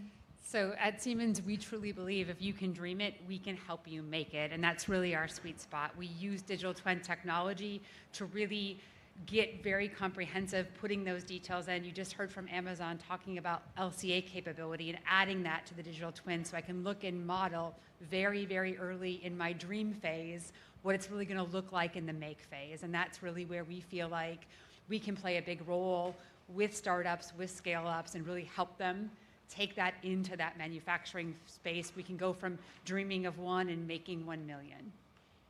That's a perfect segue to start talking about commercialization, which is obviously kind of not the end state, but the most critical kind of path to cross when scaling these technologies. So to first our startups, and Eryn, I'd love to hear how your digital twin technology is specifically helping. What are the biggest barriers that you're facing in terms of commercialization, and then how is Siemens helping to bridge that gap? Sure. So our product is essentially made on site in a small factory. And so, and as I just articulated, the places we operate are not necessarily the most developed places in the world. And so we needed technology to allow us to scale this to work in very sophisticated environments and to work in very unsophisticated environments, and coming back to your comments about labor, with a relatively unsophisticated labor force. And so Siemens technology allows two things, one on each front. So we are able, from our technical base in Norway, to monitor the equipment in the field and to do all of those cool things that are now enabled by software and the internet. And so we can update software remotely to a machine anywhere in the world. We can monitor the performance of that machine anywhere in the world. And we make our product, which is essentially liquefied clay, using a tremendous amount of water, which has varying salinities and other chemical processes, and clay, which itself is not a standardized product. And so being able to feed the formula back to the machine remotely and to have the operator in a relatively unskilled way to be able to deliver this product in millions and millions of liters is really a huge thing. So we benefit on both sides. We don't have to have the skilled labor or as skilled labor, and we're able to monitor and control all around the globe. Fantastic. Yeah, so I guess talking about barriers, two that come to mind, mindset and scale. Trying to change this wonderful construction industry, which is extremely old-fashioned, traditional, underdeveloped. No innovation to really, well, name two in the last 100 years been precast and nail guns. So when we come and talk about automation, robotization, digital twins with Siemens and industrial AI, it's been taking a little bit of educating our clients and authorities. And scale is my favorite one, because so many are trying to do this without scaling, and it's all about scaling for us. And scaling means a large facility. Can't get around that. We're planning to mass produce homes. You need a big facility to mass produce homes. Second is we had to develop a very strong, robust supply chain to be able to support the mass production volumes. And then the last thing is it's a heavy upfront capex. You can't really get around that. So we thought we were going to spend 1 to 2 years to design the facility, but it's taken us now 7 years with a lot of help with software and technologies from Siemens. You know, one of our barriers that we often fight with is that we work a lot with big companies with sophisticated systems and sophisticated IT structures. And the barrier for us has often been making that same level of technology, those same tools, much more accessible to more and more people. And that's one of the things that we've tried to do a lot recently. We've got now moving a lot of our on-prem type solutions, IT solutions, to as a service offering, so you can buy 1 or 2 licenses of our simulation software or of the design software or of the bill of material management software that you might need. And so we really want to be able to get more and more people access to these tools, and that's really been a barrier for us, and one that we've been working pretty hard to overcome for these scale-ups to find us. Sometimes we're like a tanker ship, and a speedboat coming up alongside us isn't always very easy to dock with us, and that's something that we've been working with at Siemens.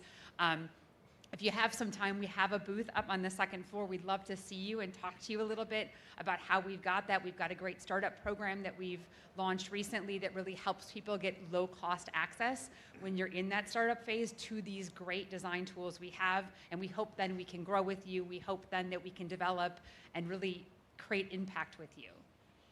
Yeah, I guess I would jump in there. My guys in the speedboat think they do a great job from their aircraft carrier. The access they've provided to my team in Norway has really been phenomenal. So highly encourage you to talk to them about it. Amazing. Yes, please do. The booth that she's referencing is right at the top of the stairs, right over here. It'd be great to see you all there in a minute. But speaking of tanker ships and speedboats, I used to work at a startup in a highly regulated energy industry. And when we're talking about digital twins, we're talking about software, right? It's like a whole new world of enabling these companies to be able to present the actual impact their technologies would have to regulators without having to have built the whole thing yet. So I'd love to get your perspectives on both the headwinds, as I kind of referenced, but also the tailwinds that you're seeing when it comes to reducing and how regulatory barriers are, or let's not call them barriers, how regulations are impacting your business. Well, there are definitely barriers. So, I mean, regulations, permits in construction industry have not been designed for industrial manufacturing, which is what we are introducing here now. So again, since we have automation, robotics, digital twins, industrial AI, producing in a high-tech factory, we would really like to get into type approvals like in every other industry. It's crazy getting every home permitted and so forth. And the fact is, if the regulations and permitting doesn't change, it doesn't matter if we mass produce homes if they can't keep up with that. So that just has to change. I was going to say, maybe I could ask a follow-up question. I'm curious, in the U.S., if there are specific areas where you're finding headwinds, or if how software in particular is supporting in addressing some of those changes that are needed. Well, I would say we are discussing globally with authorities, and I have to say the mindset there is changing. They realize that something has to give, because if permitting becomes the bottleneck and we're able to finally scale and industrialize this, that has to change. And we're seeing very positive discussions towards type approval. But it's a complete ecosystem change that will be needed. Yeah, I think from our standpoint, there isn't really a lot of regulatory headwind. You know, we're in the business of saving water, and nobody has too much. Well, some people have too much water, but we don't work with them. But everybody we work with has too little water, and so we haven't really had a problem there. And what we apply is 100% natural. And in the US, it's organic certified. So from a regulatory standpoint, yes, you have situations like when you're trying to do an application in Berkeley, California, and if anybody is here from Berkeley, there are permits for everything, what hours you're going to work, how much noise you're going to make, what you're going to do with the porta potty. So in that regard, right, we have some issues. But generally, we have a lot of tailwinds in the regulatory support all over the world. And we operate in the UAE and Saudi Arabia also. And they're, at least officially, the regulatory environment is on our side. You know, one of the things that we see for a number of our customers is that, you know, they're really changing paradigms that, just like Mikhail was talking about here with Emeritus, they're kind of looking at industries totally differently. And some of those first conversations with regulators, if they can bring this digital twin of the product to that, show them how it's different, show them how it's made, they've been able to really make some inroads, maybe not yet in substantial changes are there, but also with driving some sort of influence and helping them bridge their understanding. One of the things we find sometimes with regulators is they're not as knowledgeable, and if we can increase their knowledge base, if we can bring them up a level of understanding of what technology is available and what that technology is doing in the industries they're regulating, they're usually very interested to hearing from us, and sometimes having those digital tools to show them what we're talking about can be really impactful in those conversations. Yeah. Fantastic. I guess another key stakeholder group that we should talk about are those who really want to understand the impact that your technology solutions can provide, be that on economic development from maybe a city perspective, be that from your investors to ensure they have a return on their investment and they can actually see that scale. So I'd love to understand kind of like how impact is measured within your organizations. What are the key KPIs that actually matter to your partners? And then, of course, how does that impact your commercial go-to-market strategy? How does that impact how you engage with the investment community? So whoever would like to take that. There's a lot of questions. It's a lot of questions. We can split them up. We've been, three metrics we've been following from day one is affordability, scale, and sustainability. And affordability, I have to say, is the most important one. If we're going to start affecting this housing crisis, the price has to come to a level where it's affordable. So if homes aren't affordable, nothing else matters. It's as simple as that. And our model has been built on meeting that massive shortage of a massive demand of affordable housing. And scale being the second, this cannot be solved without scaling. It's just simple as that. And it's industrial scale. We've been focusing on mass production, how to make that factory as efficient as possible. And we've not been looking at pop-up factories or micro factories or partially handmade solutions because they cannot deliver the economics of scale needed. So it's all about scale. And sustainability, of course, and technology is enabling it. And we have the benefit of coming from a terrible industry. I mean, construction, I've been 35 years in construction, so I'm allowed to say we're pretty bad. 37% of CO2 emission in the world is created by construction. We're able to reduce that by 75% or a little bit more because our whole factory will be powered by solar. And waste, construction uses about 40 of the world's resources, and we waste 40% of it.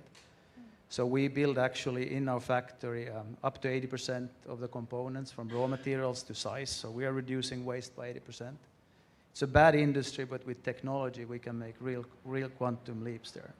And positioning ourselves to commercialization, your question there, we're really looking at us being the factory for builders and developers, not their competition. We want to enable them to buy from our factory on time, on quality, a high quality product, so that they can go after the massive shortage of housing. And yeah, I guess that's about the whole,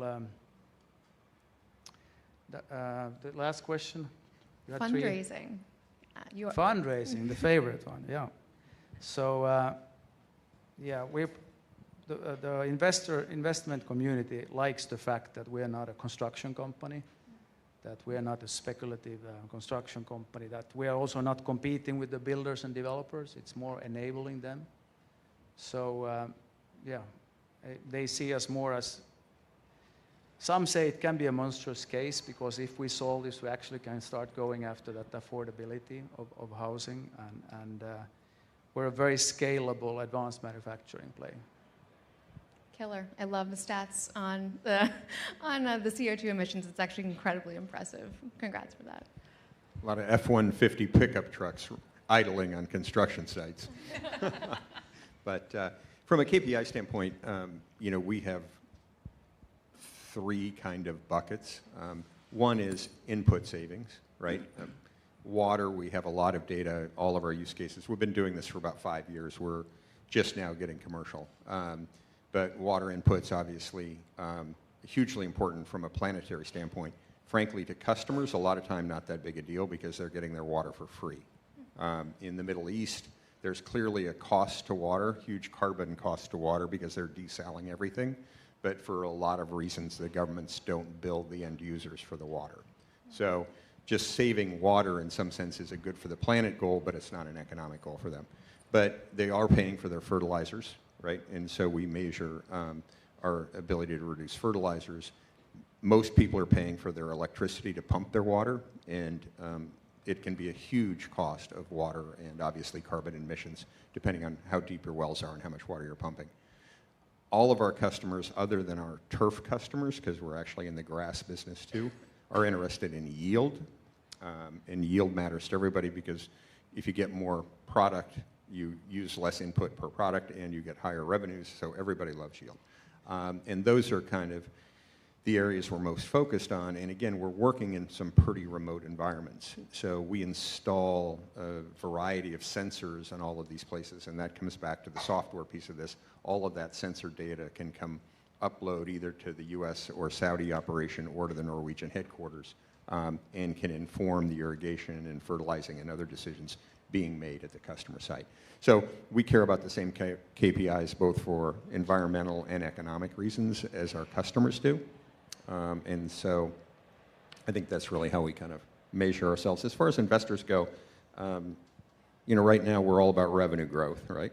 Everybody in this room, you never want to be about earnings, okay? Earnings are hard, they're variable, right? You just want a lot of revenue growth. And we're all about revenue growth right now. And that's what investors want to see, and they want to see us out there getting more and more installs across more and more crop types, et cetera. Because the opportunity, a little bit like the housing opportunity, you can put however many billions you want on the SAM, TAM, whatever that thing is. It doesn't matter. You know, it's all so huge that we're not focused on that. Sorry. I mean, for us at Siemens, we know that over 90% of our portfolio has the ability to deliver sustainability impact among 3 big impact areas for us. So decarbonization, energy efficiency, resource efficiency and circularity, people centricity and society. And we sometimes are challenged about measuring that impact because we have such a multi-use portfolio. But what we try to do is a few things. One is really look at where we can find events like this to really amplify the climate tech going on, how we can work with the dirtier industries, if you would, and make them more sustainable through that by helping them model those sustainability impacts alongside of the other business outcomes they're looking for. And I will also say we have actually set some pretty ambitious goals like we want to avoid in our customer emissions over 1 billion tons by 2030. So we really are setting those targets, measuring to those targets, and our investors at the Siemens level are also, I mean, if you think about a different investor type for sure, but they're also very interested in what we're doing around sustainability and the actions we're taking to support and drive, you know, a better place for all of us to live. That's amazing. So I guess we'll transition to talk a little bit about partnerships, as I think that was also, I feel like you're giving me all the good segues, actually, so I very much appreciate that. But the question is, how do you leverage very unique partnerships, especially that exist between startups and organizations like Siemens and others, to advance your technology development pathways and also just accelerate that commercialization pathway as you're going to market? So that question is geared towards the two startups on the panel. And then, Eryn, for Siemens, how do you, I know you've been alluding to it throughout this panel, but can you be a little bit more specific about how you specifically collaborate with startups like these and others across their various stages of growth? And specifically kind of more into the sectors and the stages that you find yourselves gravitating towards? Maybe Eryn, you can start. All right, I'll go first. So, I mean, for us, this is we're a very large, complex organization, and there's lots of different ways people wind up getting to us. I really can relate to what the woman from Amazon said, which is there's not one path to us, there's often many paths. But if we start at the beginning with this type of founder community and startup community, this is in the past been a little harder for us. We're trying to make it easier. We've launched a startup program that we talked about at the Consumer Electronics Show where we can offer significantly discounted software. We want to democratize access to the technology that we have. And then what happens there is we've got some people really starting and moving and maybe failing fast and starting over, but we believe by hearing their requirements, we can design better software tools that then can help move the whole vertical market forward in some sort of way. I'd say when we get to the maybe away from that startup to the scale-up phase, we do a little bit better job, I think, of working through verticals, working through industry organizations, finding partners who are looking to either find the right home to marry up with the right place. I was on a panel about a year ago with a company called Pyram that does tire recycling, and they couldn't figure out who should buy their affluent. So they were able to take the tires and convert it to feedstock, but they couldn't find the right customer for it. And through our vertical market, we were able to say, hey, we actually do a lot in this tire space. Let us figure out and get you to the right chemical customer. And we can do a lot of that relationship or introduction or matchmaking maybe on that sort of space because we have such a diverse and broad customer base as we go into those vertical markets. So I'd say that maybe those are two ways that we do it. We do participate in a lot of industry organizations that help us find and do some of that matchmaking, but really it's about making the technology as accessible as possible and knowing what our sweet spot is really with helping you make not that first one, but maybe that 1 millionth one or that 100,000 in first one. That's amazing. Okay, so partnerships are critical, right? They're critical. I was a healthcare venture capitalist for 25 years before I started doing this, and partnerships are key, and great partnerships make everything easier, and bad partnerships obviously make everything harder. But on our standpoint, we have a variety of partnerships, including the Siemens partnership, which has been critical to allowing us to operate around the globe 24/7, et cetera, and to make mistakes virtually versus making mistakes physically, which is not such a good way to do. But we also have partnerships, academic partnerships. Obviously, we're in the agricultural space, so we have partnerships in the Middle East. We have partnerships with the University of Arizona, with the University of California. We are in the agricultural space, so we have partnerships with Syngenta and other of the large input people. And then on top of all that, we have a partnership with the World Food Program because obviously, a lot of the soils we could affect are in places that are less developed. And we currently are working with them on a project in Iraq, for instance. And so, we're all into it, and it affects every level of what we do. Yes, for us too, the partnership has been absolutely critical. Actually, we could not have done what we've done without the partnership. So we had the product technology of how to build a house away from a construction site and put it in the factory. But we were lacking completely the production technology. We in construction, it's not in our DNA, automation, robotization, and industrial AI. So that came from our partners. Siemens and Porsche actually and EDAG have designed our factory. And it's on the software and the technology side, very early when we looked at homes being produced, a home was a project, so we had to change this mindset to make a home a product. And when we were supposed to design the product to a level that our partners could design a factory, we had to manufacture it, we realized very early, in 2020 already, that the software in construction is not going to cut it. So we had to upgrade to a digital twin with Siemens, called Siemens NX Team Center, digital twin software, because in order to be able to mass produce it as a product in the factory, we actually have to design every single component in the home, down to the final bolt, glue dot, silicon line, so that our partners, Siemens, Porsche, and EDAC, could design the factory, where we have 26 different production lines and automated inventory, where everything goes and when, so that out eventually comes a finished product. And this is something I'm quite excited about, because not only do we have a digital twin of the product, but now Siemens and our partners have designed the whole factory in the virtual world. So we have a 3.3 million square feet factory with every equipment inside. It's a digital twin of the production now. And now comes the cool part. That factory has been started already in the virtual world. So we know it's going to work before we build it. And we have the takt time planned at 22.5 minutes per building unit. So if it's a small home, we can build a home every 22.5 minutes. The simulation that was done actually came out at 90 minutes and 20 seconds. So now having a digital twin of the home, a digital twin of the factory, the production, combined, I know it's getting technical, but in an industrial metaverse, we're actually able now to do things like, if you want to change a home design from having on one window wall 3 windows instead of 2 windows, within a fraction of a second, we know what it's going to cost. We also know if the factory will have a bottleneck that we can't produce enough windows and so forth. So it's bringing this wonderful construction technology, construction industry to a completely different level with the help of our partners. It's like a video game. It is a fun one. It's like a factory video game. Well, speaking of factories, I'd love to bring it back to Eryn and James to talk a little bit about the factory footprint of your organizations, which obviously are also core to your systems. So you could talk a little bit more about the software and the hardware systems that underpin the factory setting within each of your organizations. So I guess quickly, They're 2 different sizes. Mine fits on a kind of a large truck. Yeah. Yeah, we have a big product. Very different scales.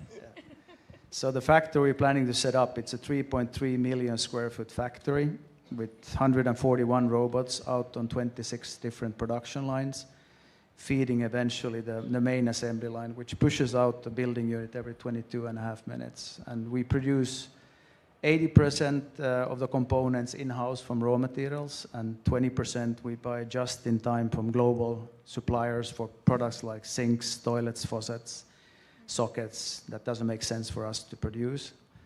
And this is all tied together by a very robust IT/OT architecture, connecting then design, production, and the supply chain into a very seamless process. What does that look like on a smaller scale?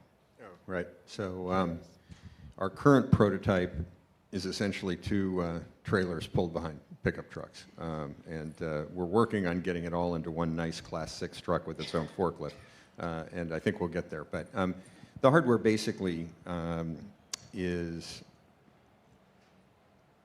how we handle the clay in the water, right? We have a proprietary method of breaking the clay into nano and micro particles and keeping it that way.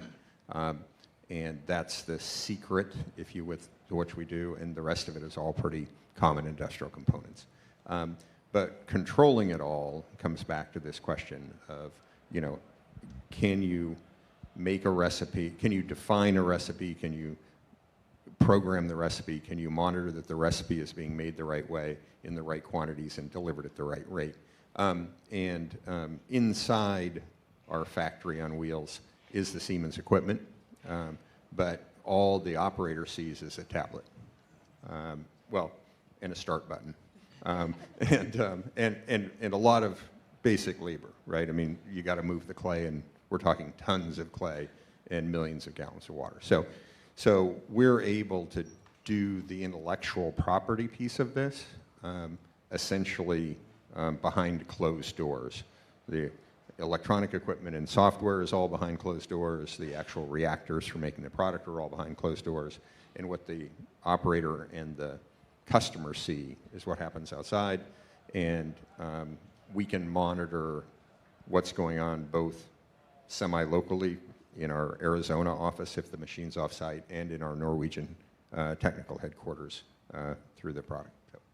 And also, I think importantly, some of the places we go don't have internet or a cell phone. And so when we do that, we have to do a little pre-programming before we deploy. But equally, that data is all captured and then returned to mothership.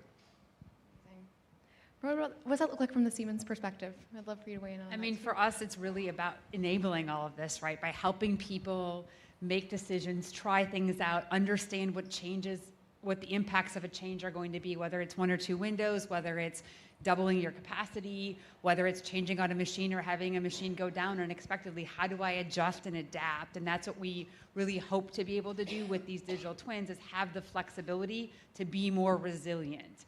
And that's really what I think drives our ability to do these things so much faster and with so much more ability to control and test and try. This iterative design process, this iterative learning happens so much faster when I can do it in the digital world before I take it to the real world. Or I can see what's happening in the real world and react to that much more quickly. So that's sort of that IT-OT integration, which we think is really pivotal to acceleration and scale. Amazing. Well, we have a couple minutes that we'll fill in with some extra questions. So first over to you, James. And actually, again, thank you for the segue between IT, OT. But I'd love for you to be able to talk a little bit more about how you're leveraging AI and edge compute to enable deployments of these factories kind of in the real world setting. Wow. I'm the VC guy. I'm not the technology guy. But you know, I think I've covered most of it from some sense, is that we're very data driven, we're very data intensive, and we do try and make our mistakes either digitally or at least in our own backyard, because we do this very publicly, right? We show up and there are people watching us do this, and you do not want to have a problem at that point. It has happened, but you do not want to have a problem at that point. And so I think, you know, the extent that we can do the digital testing ahead of time, I think this idea of predictive maintenance a little bit, I mean, we grind up a lot of clay, right? It's not a simple low friction process. And so we do some predictive maintenance modeling on that whole process too. And the ability to be both real time and then when we're off the grid, come back and have it seamlessly integrate is pretty important. And I will say something else, and I know that everybody here in this room is probably really a tech geek, and that's great and awesome. But if you have to recruit those people working, again, in our environment, you know, when you say, hey, we do ag tech, and we go really remote places when it's really hot, and we do all this really pumping of stuff, you do not get tech geeks to sign up for that job. But if you say, you know, we have digital twins, and we have global automation, and we work with one of the world's leading companies, then you get some high quality talent. So. I don't know if that was on point, but it's something I think about and appreciate every day. But I would just add one thing to what you said there, James. You talked about having this inability always to be connected. This is where edge compute can be really helpful. It does 2 things. One, it helps you make the decisions and do the calculation local to where you're executing your process. So you don't necessarily need to be sending the data back to a hub that's far away. I can take that data, I can make the decision, take that intelligence locally, especially when you have limited ability to be connected all the time. That those connections kind of come and go or come at different times. So. Amazing. Well, I think with that, we will wrap it up. Thank you so much. As I said, please visit the Siemens booth upstairs and learn more about how all of this can support your company, hopefully, as well. Thank you. Thank you.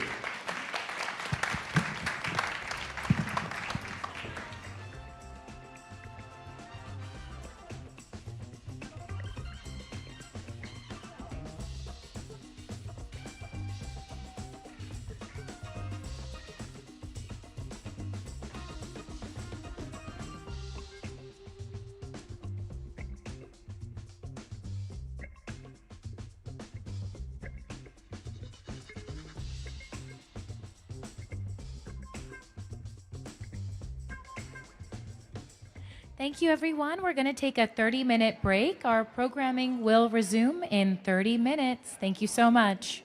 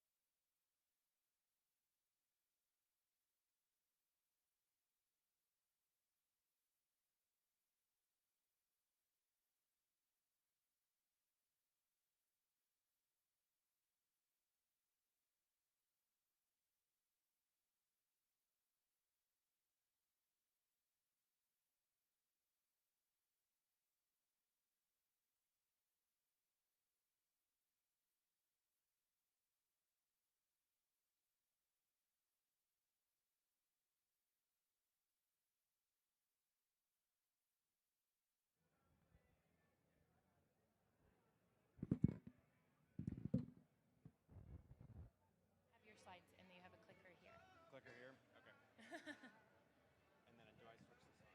No, we'll turn it up for you when you go up. We're going to turn down the music and turn up your mic. And then does this play? This goes forward? That goes forward, yeah. Okay, cool.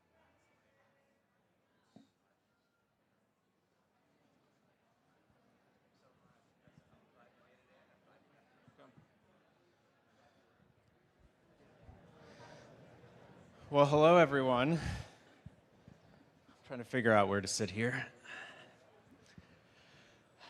Well, like I said, hello. My name is Jake Yurek.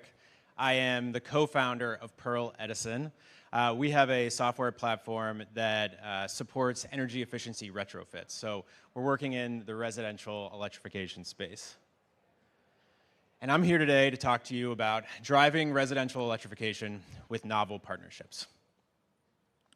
Why is residential electrification important? Well, 20% of US GHG emissions come from residential energy usage. And so if you care about our climate goals, then addressing residential electrification is important. There are over 130 million US households, and 93 million of those are single-family households. Why is that 93 million number important? It sticks out to me because that means that 93 million families have to make kitchen table decisions that result in residential electrification.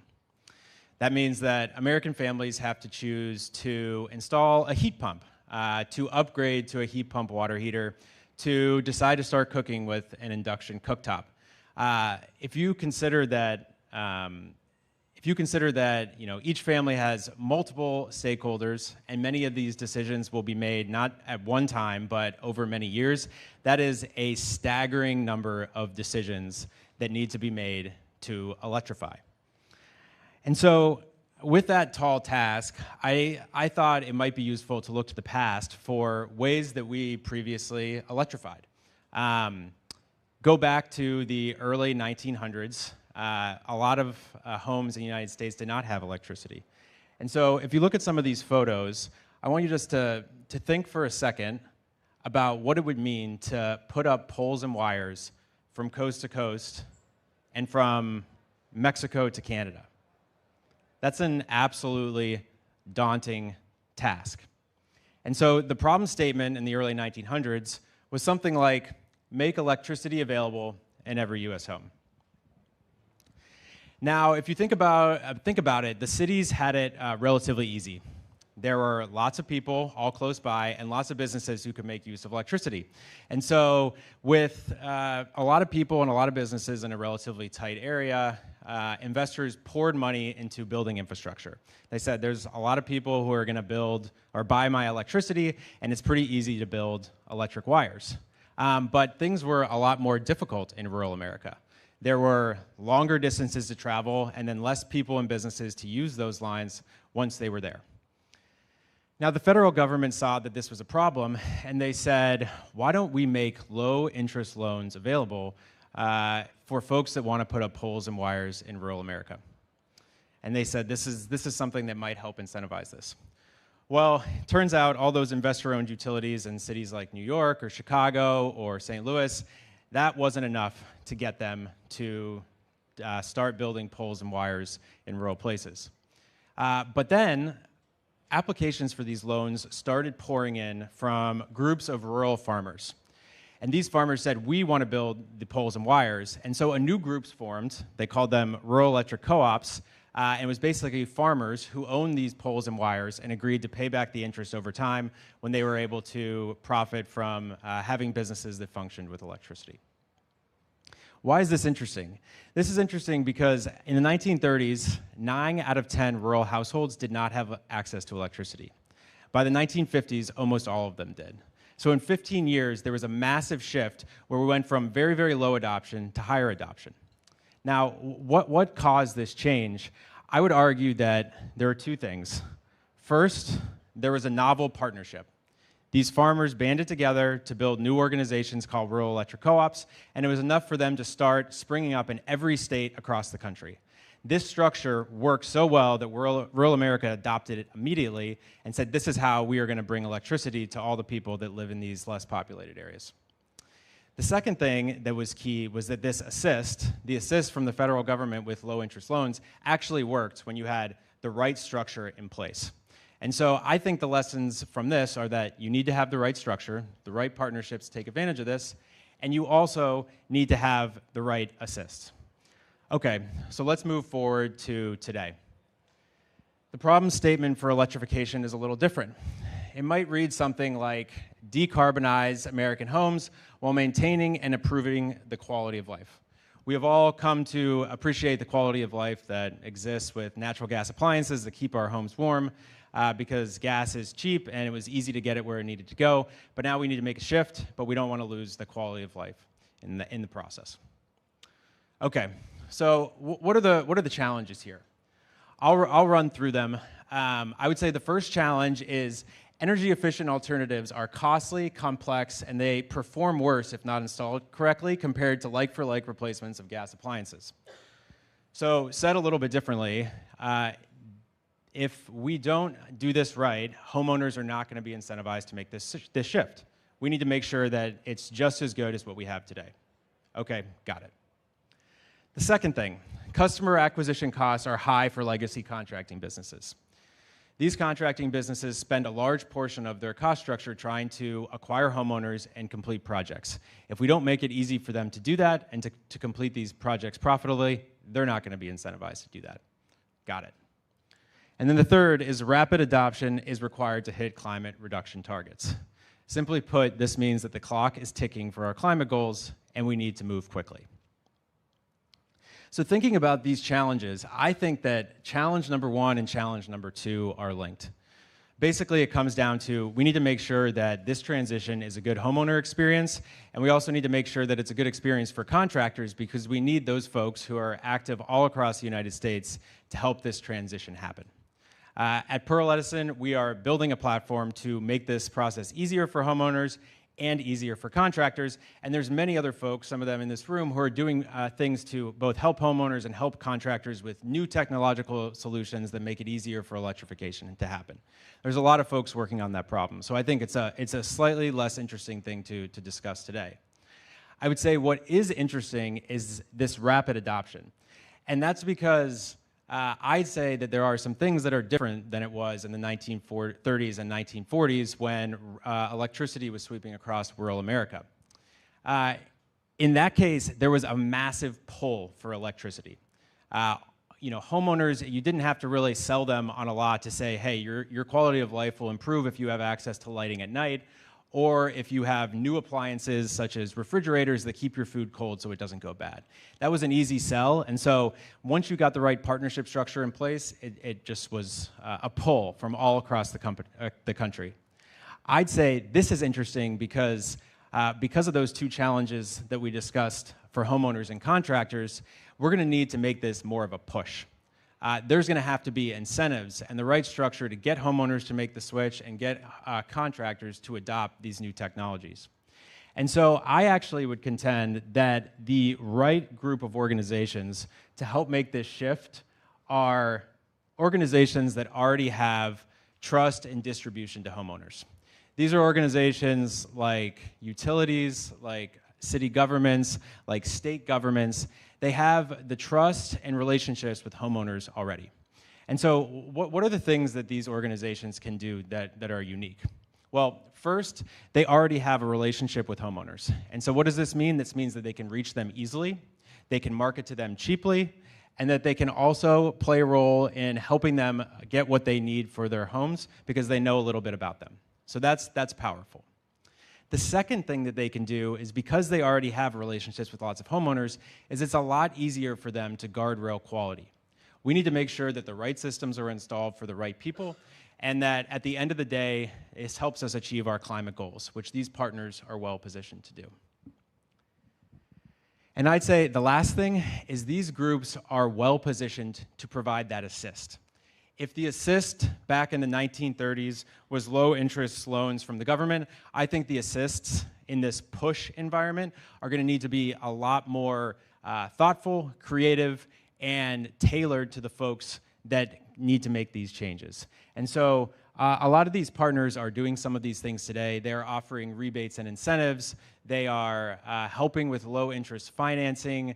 They are incentivizing homeowners in unique ways with rate structures. I think that over the next 10 years, those partners have the platforms to be able to make the right incentives act in the way that we want them to help achieve our climate goals. And so at Pearl Edison, what we're doing is we exist to serve these partners. We want to make the experience easier for homeowners to figure out the right system for their unique homes. We want to make it more profitable for contractors to install these systems. And we want to partner with organizations like this to help them achieve their goals in the climate space so we can all achieve ours. I'd close by saying that if we do all this and we bring this together, that's going to be the right thing for the climate. We have to make sure that the homeowners can win in terms of what they install for their homes. Contractors can win by building profitable businesses. These partners get what they want out of the electrification movement, and at the end of the day, we achieve our climate objectives. Thank you.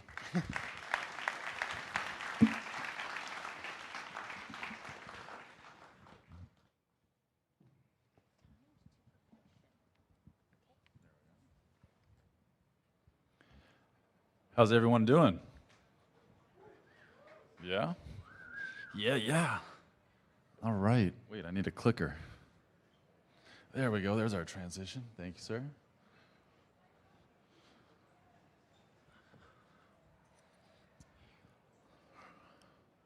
All right. While they're pulling the slides up, who knows about Fictiv? You ever heard about Fictiv? Yes, new customers. Love it. Okay, but before I get to telling about Fictiv, who's building something here? Put your hand up. Okay. Are you building hardware? Put your hand up. Are you on a mechanical engineering team? Or, okay, supply chain team? Founders? Okay, cool. Awesome. Thank you. All right, so Fictiv, we simplify sourcing for mechanical components. Think anything custom. There's a cool company in New Jersey called Oishi. They make strawberries, vertical ag. We make all the racks and that kind of stuff, with a bunch of other things. So I'm one of the co-founders. Dave, my brother and I, we started the company 12 years ago. Probably died almost 3 times, and then the business was bought in June. So it's been a crazy journey. If you want to chat about that or I can help, please let me know. I'm going to talk a little bit about the next industrial revolution from a green standpoint. That's where we're coming from. So hopefully it's some things for founders out here to think about, opportunities to accelerate how we think about green manufacturing, as well as some of the trends that we're seeing in the commercialization of all this amazing climate tech.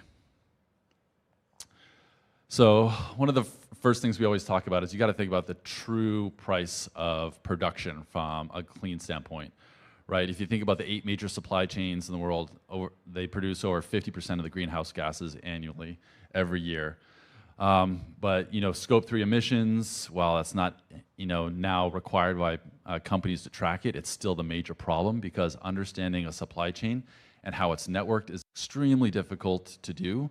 To one, manage it, but 2, measure it. And if we can't measure it, we can't manage it. So there's a lot of work that we need to do as an industry, and just transitioning to clean energy, we know, isn't enough. The good thing is that startups, as a clean slate, have an opportunity to really think about things from the ground up. So I think a lot of people know the cradle-to-cradle principle. 95% of waste happens at the design stage, right? It's all about your material choices, your processes, how you're thinking about your supply chain and those logistics, how goods are moved and how information flows. So we always encourage teams to think about that from the get-go. It might not be the most sexy or entertaining thing for mechanical engineers, but it's critical to think about those low-impact materials. We came out with a product called Materials AI, for example. It's basically hooked up to an AI that says, of all these material choices and options, which one might give me this stiffness property or this strength performance, while also considering some of the greenhouse gas emissions. And obviously thinking about that full life cycle is key. When we think about building that clean economy, there's tons of climate technology companies out there that are working to make this happen. I get the awesome privilege to help usher some of that through. That's kind of my area of focus. EVs and batteries, vertical strawberry farms, different ways to capture carbon, energy storage. The list kind of goes on.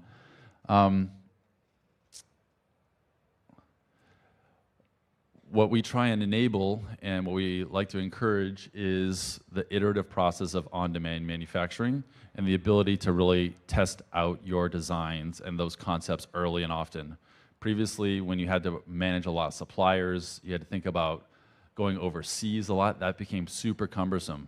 And so, I guess pop quiz, who do you think United Airlines' largest #1 customer is? Any guesses? United Airlines, who's the #1 customer? Apple? Anyone guess that? Think about all the engineers that fly from Cupertino to Shenzhen. They spend $150 million annually just to fly people, brute force, getting in factories, because hardware's hard. There's no easy way to do it traditionally, but be boots on the ground, triaging everything that's on the assembly line, every single design change, and working hand in hand with your partners to make that happen. And with new ways about thinking about technology like Fictiv, there's ways to be more conscious of how our development process works, the impact that we're having, and be more efficient with your time. And so the way the model works is we have those teams, boots on the ground in those factories, speak the local language, versus having to fly, across the Pacific every 2 weeks, which seems miserable, but they do it. We also do, a lot of design for manufacturability and ways to give insight into different manufacturing processes and what that carbon impact potentially could be. And new supply chain models. The big opportunity Dave and I saw about 10 years ago was that the Fox Flex J bills, your traditional CMs, they were not going to touch a lot of the high mix, low volume climate tech solutions that were needed. We need to scale in the tens and hundreds of thousands, but we don't need 10 million iPhones every 2 weeks. So we needed to rethink what a supply chain looked like, what that partner network on decentralized manufacturing solution, how it would operate, and how we let customers leverage that right out of the box without having to fly across the Pacific or elsewhere. So we're big proponents. 2 case studies for you. This is a residential energy storage system. We help them cut lead times for their injection molding tools by 50%, save almost $1 million on that injection molding tooling because they could go with soft tooling versus hard in the early stages, to use the materials that were critical in their performance testing early on, which really helped them save design cycles and freed over hundreds of engineering hours, but kind of having this early partner that could give them that type of design for manufacturability feedback. And then ultimately, this other ag tech company I mentioned, Oishi, so that's them. They're making strawberries, super cool. If you guys see it in the grocery store, it's delicious. They have lots of different varieties. We've produced over 33,000 parts across 47 unique numbers. They have this mega farm out in New Jersey. It's hundreds of feet, rows. Robots pick the strawberries. I was blown away. So people are doing some amazing things out there, and yeah, we get to be a part of it. Our state of manufacturing, if anyone's curious about stats and facts about challenges, hurdles, how to accelerate ways to do more clean manufacturing. This is our 9th year in a row that we've published this report. There's some really good information about sustainability trends, about other resources that you can get access to. There isn't a link here, but you can just search Fictiv State of Manufacturing. And I think we've covered a lot of this already. So if you have questions, I'm just nate@fictiv.com. Would love to chat, and wishing you all the best of luck in your own journey. So thank you.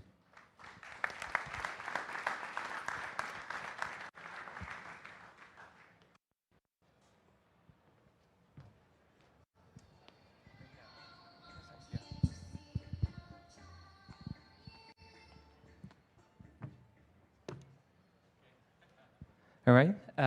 Hopefully everybody can hear me clear.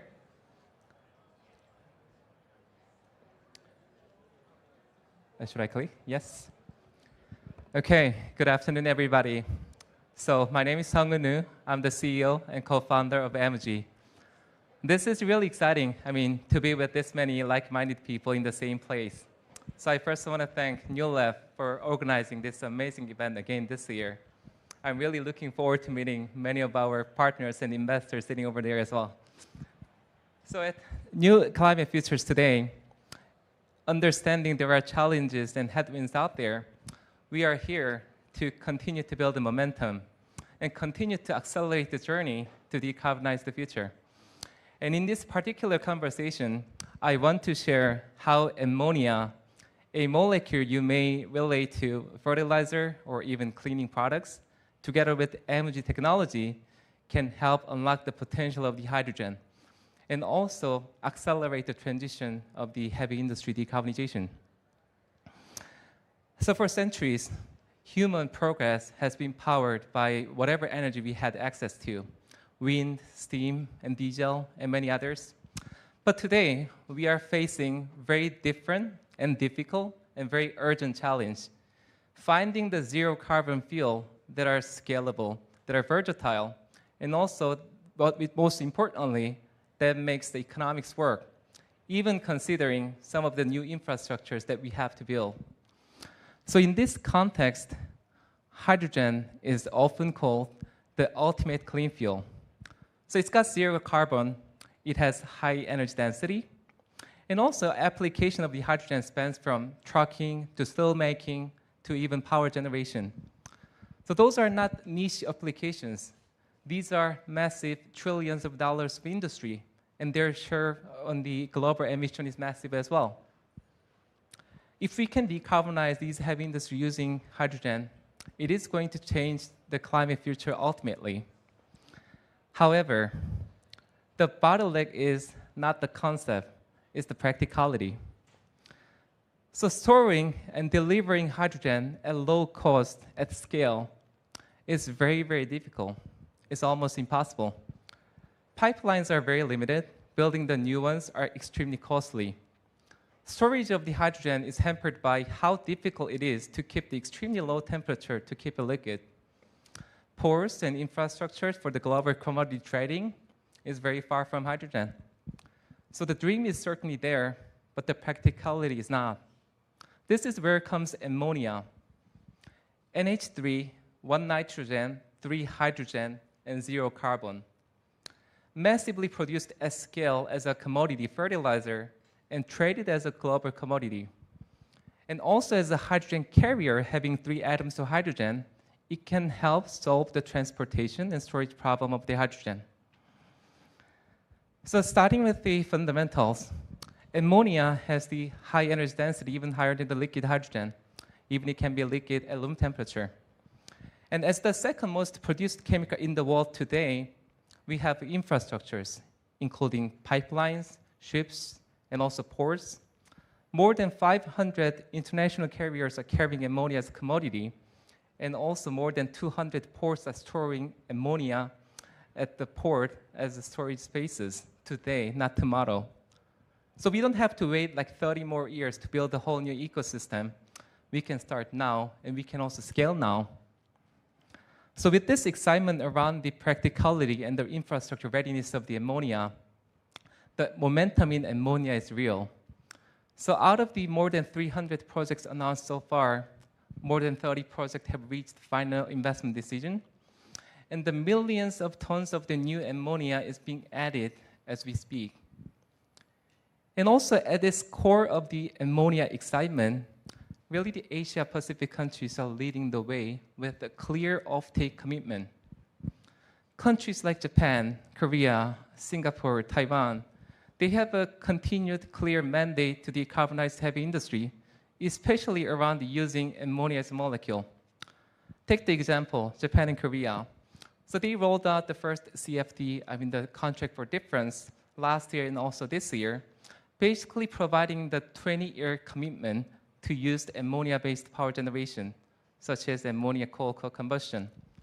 But of course, there is much better ways to generate the cleaner electricity to using ammonia, using ammonia as a fuel, which can be provided with Ammogi's technology.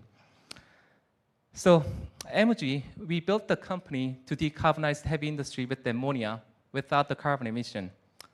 Founded roughly 5 years ago, right here in Brooklyn, New Lab, with a single desk down in the hallway. So now we have roughly more than 100 people and $300 million raise in equity financing. And I'm not sure if you guys can see the video. We have expanded our operation, including here in Brooklyn, New Lab. Oh, sorry. Probably I can go back. Yeah, there's supposed to be the video probably not working, but it's fine. So we have also expanded our operation, including the first manufacturing facility in Houston, fully built and fully commissioned this year in 2025. And we deeply want to appreciate the support from the New Lab from our beginning. We are excited about what's coming next, what's coming ahead of us. So our technology. In our technology, we convert ammonia to electricity. But in a little bit more detail, we first take ammonia as a fuel. We convert that to hydrogen by using the process called ammonia cracking. Then the locally produced hydrogen goes to the well-mature hydrogen propulsion technology, like the fuel cell or the engine, to generate the zero carbon power. So this is the first of kind of technology bridging the ammonia and clean electricity. And we have proven the technology over the last few years in the different platform, different form factors, including drone, tractor, truck, and the tugboat. So throughout this series of the executions, we've demonstrated technology and rapid scalability of technology. Probably more than that, the execution ability of Ammogi as a team to solve a big problem. Then what does this mean in terms of the product and the markets? Our ammonia to power solutions are primarily focused on power generation and also the shipping power generation, essentially generating the power offshore and onshore. We also straight sell our catalyst proprietary technology to enable the cost-effective production of the hydrogen at scale for the existing petrochemical use case of the hydrogen. So starting from the next immediate year, 2026, after the series of the demonstration I presented earlier, we are excited to start the very first commercial deployment of our technology in the field. Just to give you a few examples, in Korea, we partner with the companies called like GS, EPC company of the LG, Lotte Chemical, HD Hyundai Engine, and also local authority Pohang, to deploy the very first megawatt of the ammonia to power clean electricity solution locally in the city. To prove the technology first in the operating field and also prove the economics, then we will scale up to the 40 megawatt in the subsequent 3 years. This clean electricity is also offtake by the local battery and the local global battery manufacturers who have a commitment to procure the clean electricity to meet with the CBAM and other compliance markets while not having access to other form of the clean electricity. Another example is our activity in Singapore. We just announced our partnership with the agency, A-Star, which is a leading government agency, developing and deploying the clean electricity in Jurong Island, which is basically the powerhouse of the entire country, Singapore. So in this first of kind pilot project, we again prove our technology in different operating environment and then scale up from there. But of course, the core is really serve as the base load clean electricity to serve the critical industry like the data center. In Japan, as a last example, our core catalyst technology has been selected by a company called JGC, a leading EPC company, was basically leading the first of kind large-scale ammonia cracking project in Japan. This plant, the pilot plant, is going to be built for the next couple of years for the first commercial operation in 2027, and then will be scaled up even more to really provide a gigawatt-scale hydrogen by 2030. So with all that said, so from the day one, we knew that the problem that we want to solve is not the problem you can solve alone. That's why we partnered globally, and from technology development to pilot projects to full commercial operations. So collaboration, especially the collaboration with the like-minded people between ourselves, can really help solve big problems. That is how Ammogi is going to scale the technology, scale the impact. Therefore, we can achieve what we really intended to achieve from the day one. Ammonia to power decarbonize heavy industries using our technology for the sustainable future.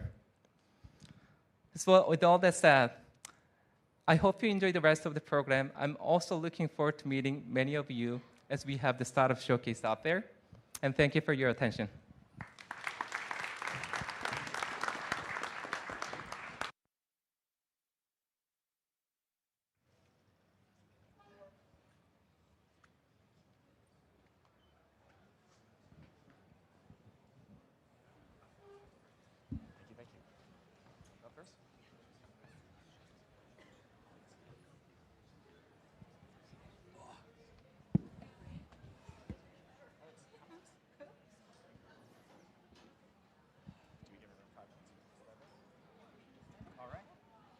Hi, everyone.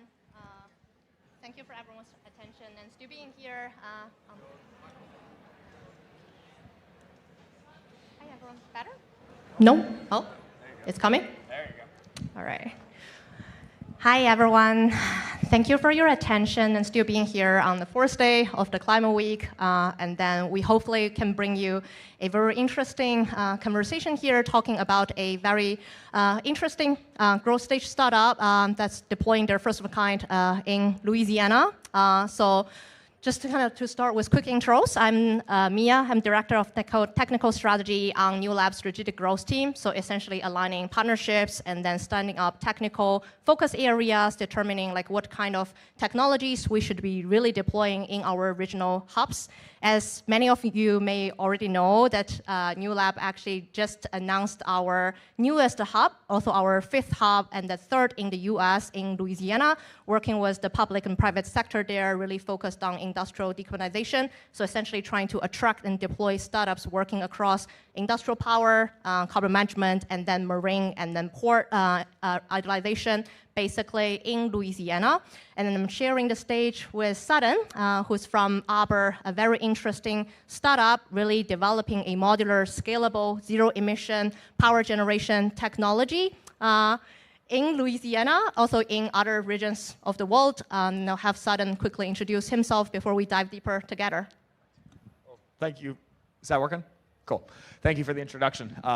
Great to meet everyone. I'm Sutton Goldner, Head of Business Development with Arbor Energy. And as Mia mentioned, what we're working on here at Arbor Energy is a next generation combustion system that can burn that is fuel flexible and can burn their fuels and capture the associated emissions using an oxy-combustion approach, which is a technology that we really took from the aerospace industry. When used with biomass, this produces carbon negative power with the associated, of course, if you're using sustainable biomass. And of course, with natural gas, it gives you carbon neutral, baseload, reliable power. We're currently looking at deploying our first of a kind commercial system in Lake Charles, Louisiana. It's going to be a 25 megawatt scale system that we're going to be expanding to a larger 100 megawatt facility over the coming few years. Yeah, amazing. So we'll just dive directly into it, right? New Lab definitely sees a lot of critical ingredients for startup deployment and scale up in Louisiana: infrastructure, industry density, people, just to name a few, right? But then just kind of wanted to also learn from your firsthand experience as a startup founder, right? Like what you are actually seeing, what's your primary motivation to actually think of Louisiana as the next landing point and then to actually deploy your first of kind project? Yeah, great question. So ultimately, the reason we chose Louisiana came down to risk management, right? We're building projects, and risk is always at the forefront of everything we think about and everything we do. And there are enough challenges with trying to get a first-of-a-kind project on the ground. Really, you need to make it your priority to minimize the cash ask and minimize the risk as much as possible. And so we looked at what were the inputs and outputs that our system would need and where geographically would align with these. So our system needs an oxygen input, and Louisiana is one of essentially two regions in the United States that has available oxygen infrastructure that can be delivered by a pipeline. Next, we need somewhere to put our CO2. Classic wells are being developed all over the country. We actually got our start trying to build a project in California. And while there are classic well projects in California being worked on by a number of great groups, we saw a really strong need to be on a pipeline that is being actively developed. And of course, Louisiana has that as well. Those are kind of the obvious physical infrastructure pieces. But there's also a lot of other qualitative nice to haves when it comes to Louisiana. The first is, especially in the Lake Charles industrial corridor, you have an immense amount of really capable workforce and workforce development, kind of an entire ecosystem there. So if you're developing a new first-of-a-kind technology that maybe has job descriptions for jobs that don't even exist yet, you can work with these groups, get trained technicians who are already experienced in adjacent fields, and then give them kind of a smaller amount of training to get operators for your facility. The final area that's really helpful in Louisiana is the regulatory environment. And this is not really supposed to be about, you know, the level of regulation, but really it's more about just the clarity in regulation. Again, at the end of the day, when it comes to project management is risk management, and Louisiana will make it very clear to you what you need to solve, right? You can go into an economic development group, say, hey, this is my project, here's what we see as our emissions, here's what we see as our effluents, here's what we see of traffic and, you know, land use, and they'll say, great, and, you know, within a day they'll be able to send you a package of, these are all the permits that you're going to need to get to. And that's great to have, because now it's a checklist, and I can put that in my project schedule, and it's something that I can really start to attack with my team and think about how we're going to allocate resources. Versus in other environments, it's a lot more qualitative, where you can be a meaningful amount of the way through your project process just to have kind of a meeting where folks are uncomfortable with the project and you're kind of in this weird limbo where it's unclear how you escape. Yeah, thank you, Saturn. I think we just talked about all the good things, right? Apparently, as a founder, right, scaling your technology in a new region of the world, you must have some unexpected challenges as well. Also kind of want to hear from you, maybe like how you are actually dealing with those unexpected challenges, and then also if you have a single piece of advice to the founders that are looking to actually deploy and scale up their technology in Louisiana, what will be your kind of recommendations or suggestions? Yeah, great. I think some of the things that we've been surprised by, so I'm originally from Houston, which is really close to Lake Charles. Lake Charles is where all the Houstonians go to gamble and drink. And you know, so I'm used to being surrounded by this heavy level of industrial architecture, just really in your surrounding. And I think that a lot of folks have this perception that, oh, we've built a ton of infrastructure in Louisiana and we're going to continue to be able to build it with extreme ease. And I think that there's a lot of really active community engagement that has to happen. And that can be really challenging in Louisiana due to, you know, the nuances of their history and how they've managed these projects in the past.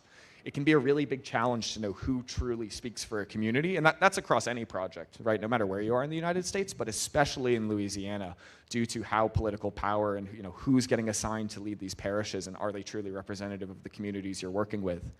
Another important thing to keep in mind about Louisiana, right, is, you know, when I'm at these conferences, when I'm talking to investors, when I'm talking with project partners, we're of course using the term clean energy. But of course, a lot of these people, you know, their brothers, their cousins, their friends work in traditional refining, traditional chemicals. Those are the bedrocks of these of these parishes. They're not going to want to hear clean in your context, because that's going to imply that what they're doing is dirty, when to them what they're doing is just as important as, you know, this next generation of tech. In terms of advice for a new founder looking for Louisiana, I guess who in the room is planning a Louisiana-based kind of pilot project, folk level demonstration? All right, not as many people as I thought, to be honest. But from what we hear, there is a lot of interest in the region. And I think something really important when you start to talk with folks in Louisiana, especially government level officials, is to be really transparent with them about where your project is, what are your next steps, what do you see, you know, the developments being over the next 6, 10, 12 months, right? This isn't a pitch to VCs where you need to puff out your chest and, you know, give them the most aggressive schedule that you can possibly whip up and the most aggressive jobs estimates you can whip up. You really want to be transparent with them, because that's what's going to allow them to help you as much as possible. Lay out, hey, this is how we see this developing over the next few years, and they'll give you the resources that you need, because they are constantly getting asked by a lot of groups who are interested in deploying in the region, only to kind of get ghosted by those counterparties. So you want to be respectful of their time, and kicking off a good local relationship, of course, is really important for any project. Yeah, that's very helpful. Thank you. I think wanted to also shift the topic a little bit, right? Just kind of also thinking about scaling a technology. We're really impressed actually by Arbor, right? You're scaling very, very fast since you got founded in 2022. And then I think it's also really because you're kind of stacking your revenue streams, not only focused on carbon removal, but also kind of power generation, clean power generation specifically. I think also wanted to learn from your perspective, just kind of as a founder as well, like how you are actually thinking about prioritizing across these revenue streams, and then how we can really better, how future generation kind of founders or earlier stage startups can really prioritize their resources to pursue the kind of capital stack or kind of business model that could most likely lead them to success. Yeah. I think you can learn from my perspective, or more accurately, learn from my mistakes. When we started Arbor, we were really focused on the carbon removal markets, and I spent a lot of my time and focus on those because those were new, and we knew that we needed to get that right for this to be a company. Kind of to the detriment of us exploring the electricity side. And that really, ultimately we righted the ship, we figured it out, it wasn't a huge problem, but I didn't spend enough time early on considering, hey, what are the other options on the table and how can I bring those revenue streams in and de-risk them to make a lot of folks really comfortable with what we're starting to build here. And so I think honestly, it's keeping your head to the ground on changes, right? Obviously we started in 2022 when the conversations around baseload power weren't nearly as interesting as they are today. And so just keep in mind that you're developing your project, no matter what technology stack you're working with, you're developing a project in a dynamic ecosystem. Folks are attacking all parts of your supply chain, all parts of your use cases. And so just keep those in mind and come to events like this where folks are starting to innovate and have those conversations about how these industries are changing. I think especially through this week, right, like that we heard a lot of like different messages like about the kind of uncertainties about carbon removal, and then but we always think about it's kind of always going to coming down to the project fundamentals and economics at how to really scale up a business based on the current market opportunities, and then kind of to really allocate your resources most properly to a kind of, I think also wanting to leverage from your experience about actually engaging with both actually two almost seemingly separate like sectors, right? The power sector as well as the carbon sector. You're engaging with kind of buyers, right? Even like in two distinct sectors. Also want to kind of, just kind of talking about like even like advice as a piece of advice also to kind of future founders, right? How do you normally engage with like the carbon buyers and the power buyers? What do they actually want to see? How do they consider the fundamentals to kind of really make the decision to invest in a certain technology? Yeah, that was a huge challenge for us early on, is the purchasers of electric power and the purchasers of carbon removal think very differently. They have different budgets, they have different time horizons, they have different risk profiles that they're used to, and they have very different processes, even down to different legal documents that need different legal specialties to be like reviewing them to make sure that you're structuring an agreement correctly. A lot of what it came down to for us was that was a bulk of our job, was just really hashing through that, because a lot of groups didn't want those conversations to be part of one, or sometimes actually when they were one conversation, that confused things even more.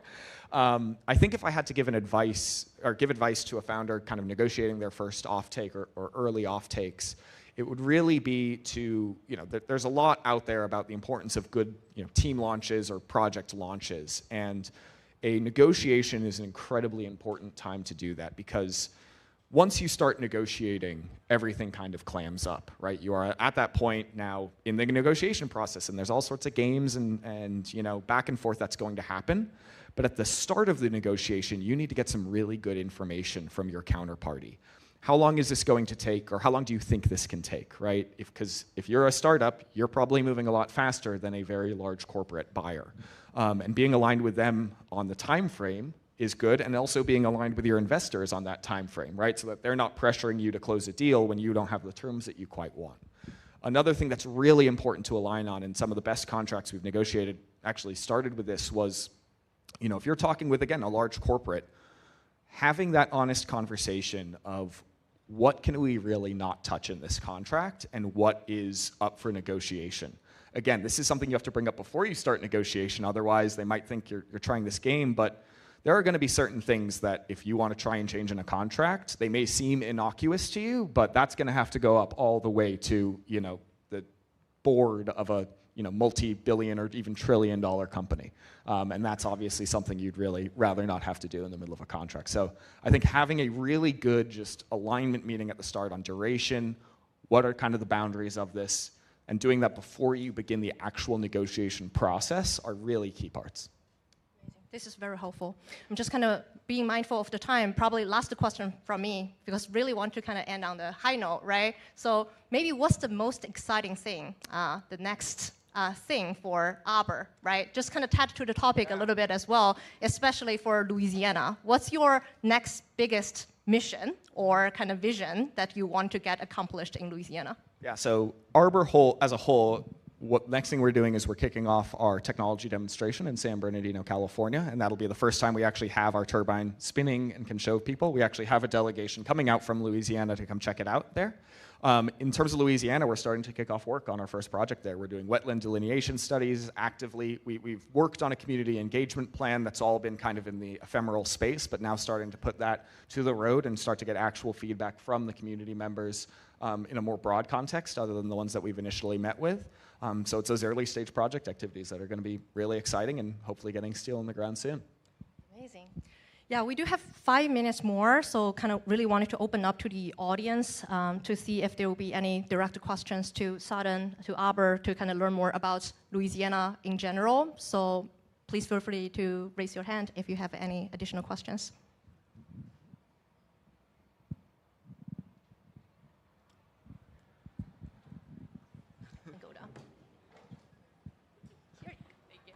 Hi, I'm Maddie Cohen. I am a research associate at EFI Foundation. It's a Washington, D.C. Clean energy think tank. And I was wondering how, if at all, in the few, I guess, since Trump took office, have things changed for you all? Has it been easier? Has it been more difficult? What has been the changes there, and how have you been adapting? Yeah, I think the most succinct way to mention this is just increased perception of risk across the board, right? Increased perception of uncertainty. Everything from time frames to tariffs, right? Like what happens to your capex if costs increase 30% because that week is a week that we're having tariffs? What happens when you potentially can't get certain permits approved because all of a sudden that's become a political flashpoint? Even things like 45Q, right? I think even though 45Q, for lack of a better term, survived the OBBBA, there's still a much larger perceived risk on it now. And the conversations that I'm having with potential investors and partners now are very different than they were a month ago, even though I'm pointing at the same quantitative facts about, hey, this is why I feel confident that 45Q is not changing. So just a massively increased risk profile across the board. And for long-term infrastructure, that's pretty scary, right? And that's not Arbor specific, obviously. This is across the board, but it's going to be definitely some headwinds that really any infrastructure developer is going to be facing over the next few years. Maybe one final question, if there's anyone else.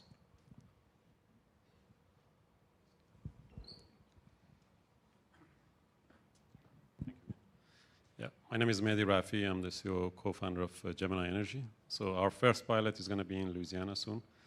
And I want to ask what the contrast that you see between a California deployment and a Louisiana deployment.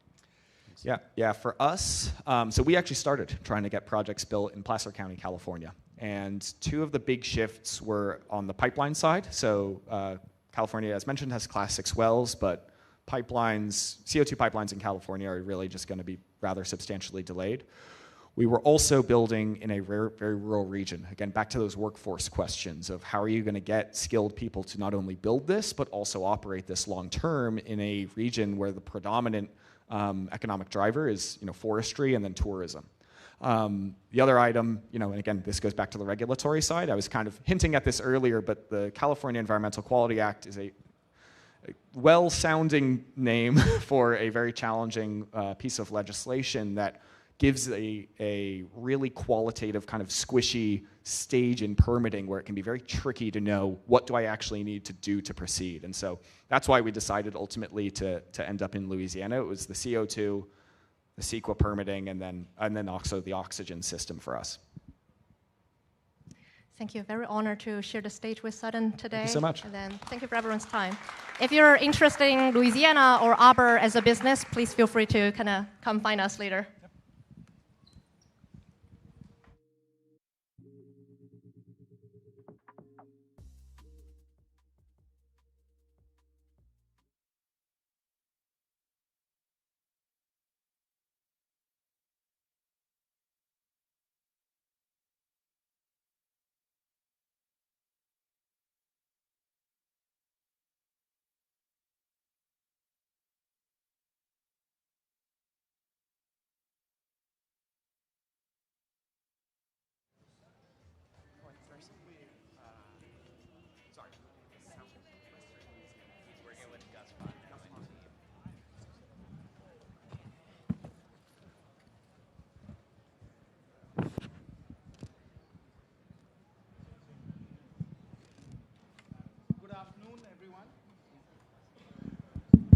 Good afternoon, everyone, and welcome to a session on climate finance and what it'll take to actually mobilize sufficient capital for the global south to achieve sustainable development. We are very fortunate today at this panel to have two very experienced investors in the global south. Next to me is Clarissa DeFranco from Allied Climate Partners, and then Woo Chong who is the CEO of the Global Energy Alliance for People and the Planet. We were going to have Divyata Ashia as well, who's at Fortescue Capital. Unfortunately, she's been held up by traffic and is running very late, so I just told her that it's probably better to pass than to come 20 or 25 minutes late, so we won't be able to have her. But the way we thought we'd run the panel is just start with a quick round of introductions. I'll introduce myself and I'll ask Clarissa and Woo Chong to introduce themselves as well. And then we'll start with going through 3 or 4 very important topics that we think are going to determine how sustainable development happens in the global south. Not necessarily the rich countries of the global north, but what needs to happen in the global south. So let me start with myself. My name is Jayant Sinha. I'm president of Eversource Capital. Eversource Capital runs the largest sustainability infrastructure fund in the global south. We are managing about $740 million in a fund and then another $150 million in separately managed vehicles. We are in the process of raising Fund 2 because we've largely deployed our Fund 1.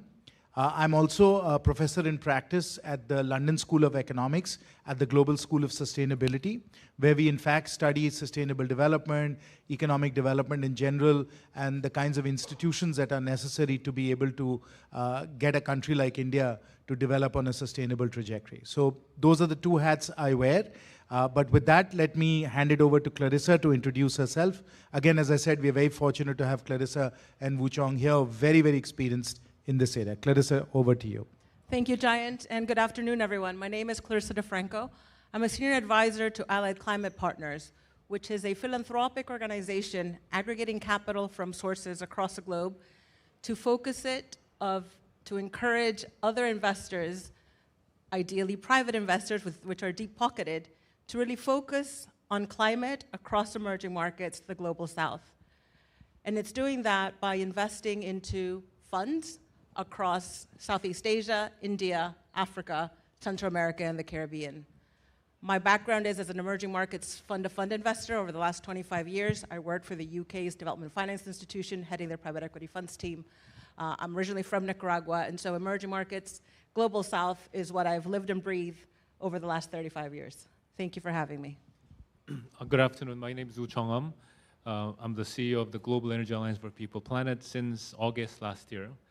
Our organization is backed by philanthropic foundations, and our objective, our reason for being is pursuing the world where everybody has access to clean, reliable, and uninterrupted electricity, and also enable people who are getting the electricity to use it in a way that uplifts their livelihood. So as a result of that, we are trying to also reduce greenhouse gas to as much as we can.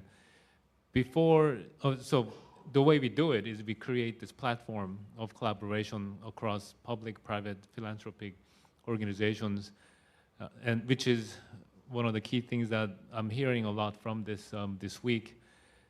Before coming to this organization, I spent a little bit more than 30 years working for one of the regional development banks.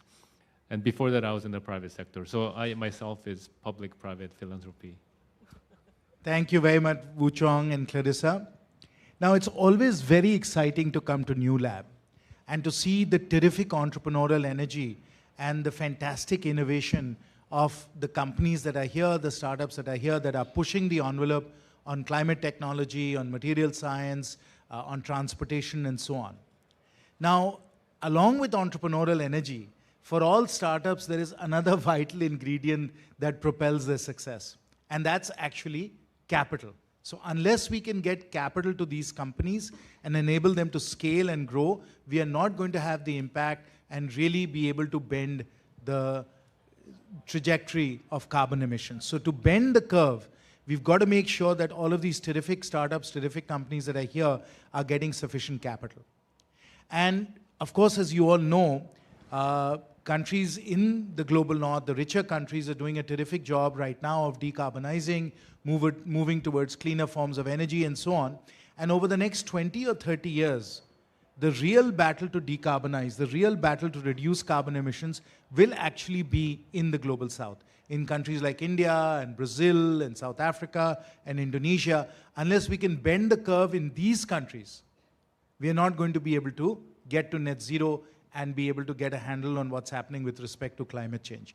Very, very important that we get these countries on a decarbonization trajectory. Now, how much money is required? Is it a matter of billions or trillions? So let's explore that. Let me ask Clarissa. Clarissa, what is your sense of what's required in countries like India, South Africa, Indonesia? You're operating across all these countries. How much capital do we need to actually bend the curve?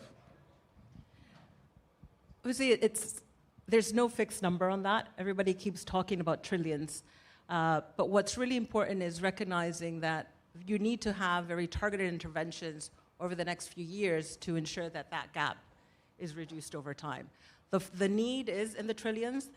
The flows today are across the globe, half of that. When you look at these global south markets, it's probably 20% of that. And we really need to be focusing capital and focusing capital allocators to think about how do you understand the opportunity set without believing the risk that exists within those markets.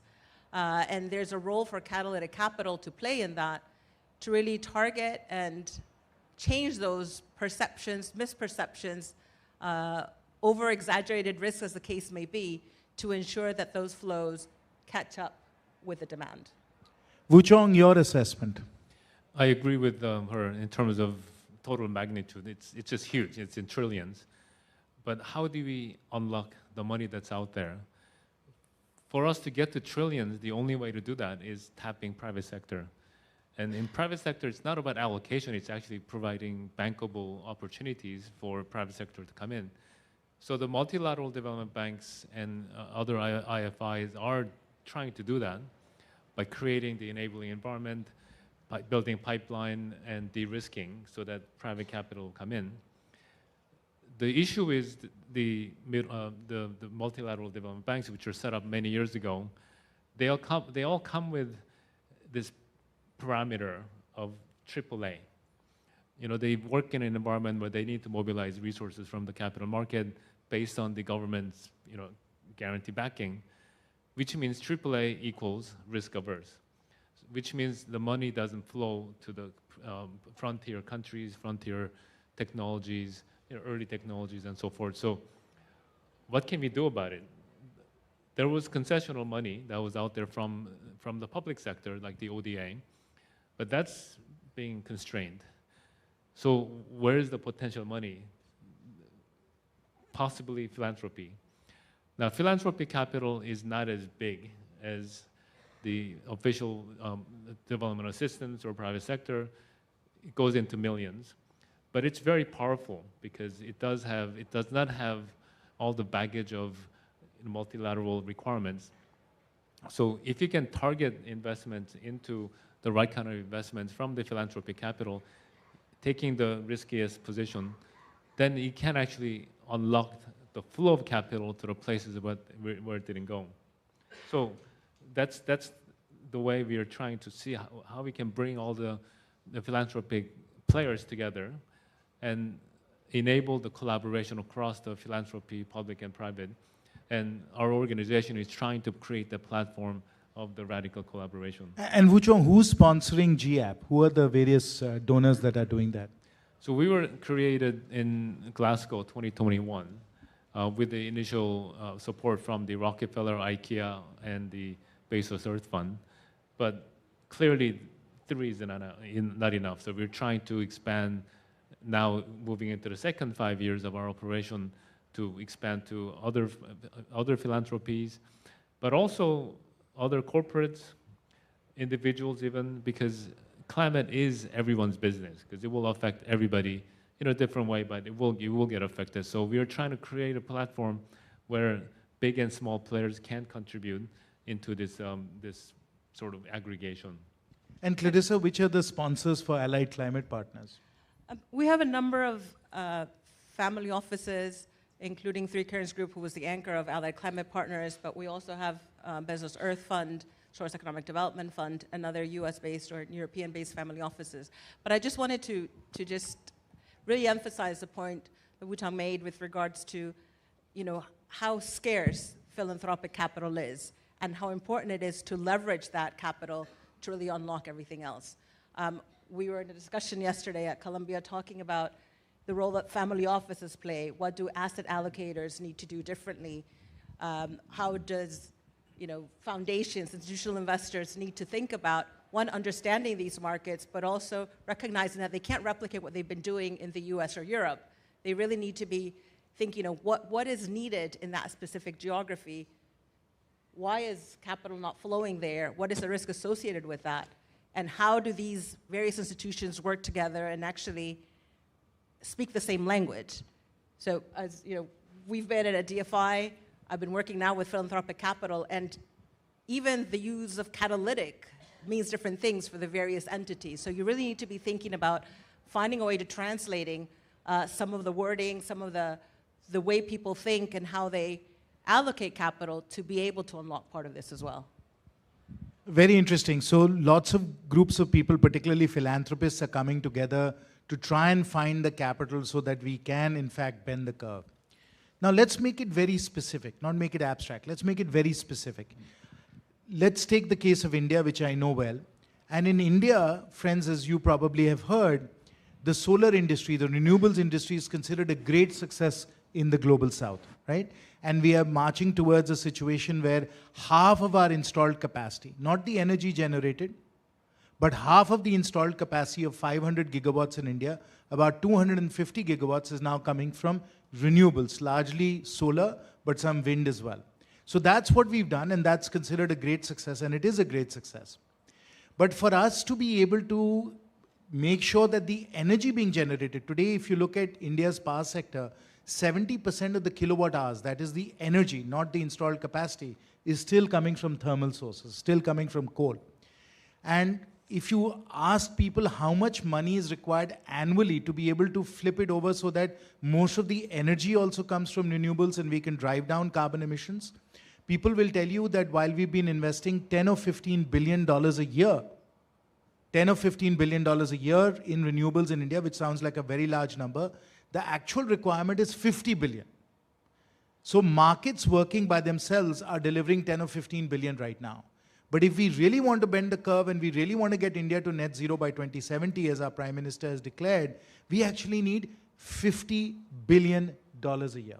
And for that, what most economists, most people that think about finance believe that we need some very innovative financial instruments that are called blended finance instruments, where we take certain amount of concessional capital and enable that to enhance returns to commercial capital so we can unlock that commercial capital and get to $50 billion a year. So it's blended finance, people say, is the key that's going to unlock these flows of commercial capital. So Clarissa, tell us a little bit about blended finance. How do you see that working?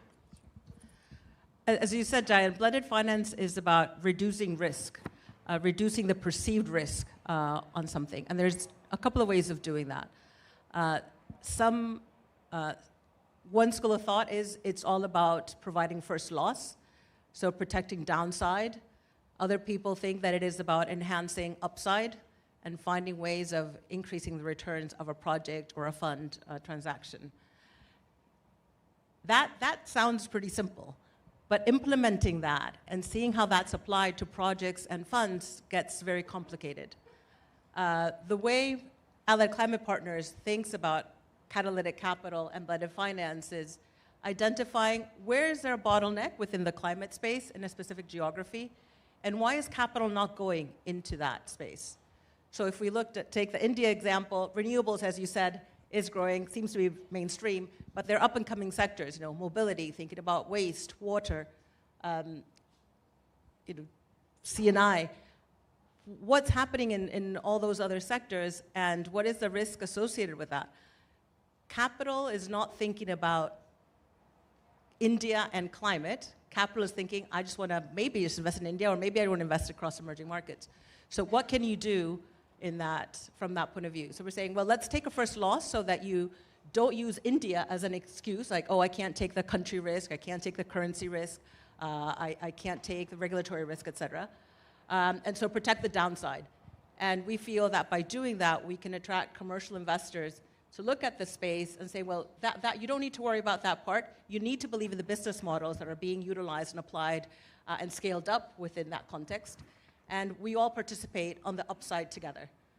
Because it's really important that these interventions are temporary. It's temporary is a relative word. Temporary might mean 5 years, 10 years, but they can't be there forever as a subsidy.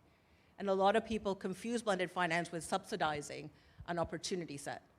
Subsidies are not sustainable. They can kickstart something, but ultimately you need to find a way to ensure that that perceived risk goes away by demonstrating, by scaling. Wuchong, your sense of blended finance instruments? Let's see, blended financing, it's about de-risking, right? So I want to talk about what do we do to de-risk. The blended financing is at the project level, but before then, if you want to get to where we need to be in trillions of dollars to bring private sector into countries that are not as attractive for investment destination, there are lots of regulatory framework that you gotta create. You gotta help create the investable environment. Now, there are a lot of partners who can actually work with us. For example, the multilateral banks do have this thing called the policy-based loans, right? Which are into $500 million, that size. So what we can do is help, through very, very close collaboration with the private investors to identify what are the key pain points in terms of the regulatory risk, and then help define the policy framework that needs to be implemented, and then you can help unlock the MDBs, PBL type of instruments. So that's the regulatory side. And then you talk about all these projects out there in the developing South. But then when you ask the investors or bankers, they say there are no projects. That means there are no bankable projects. So we got to move the bankability from blueprint to bankability. So project development and due diligence needs to be done, especially in the upstream for new technologies, for new regions. Like for example, in Togo, we're working with the AF, the Agence France Développement, to do the due diligence for battery storage solutions in Togo. And then direct investments through blended financing, bringing capital in the right way so that you reduce the real risk. Actually, that's the real risk.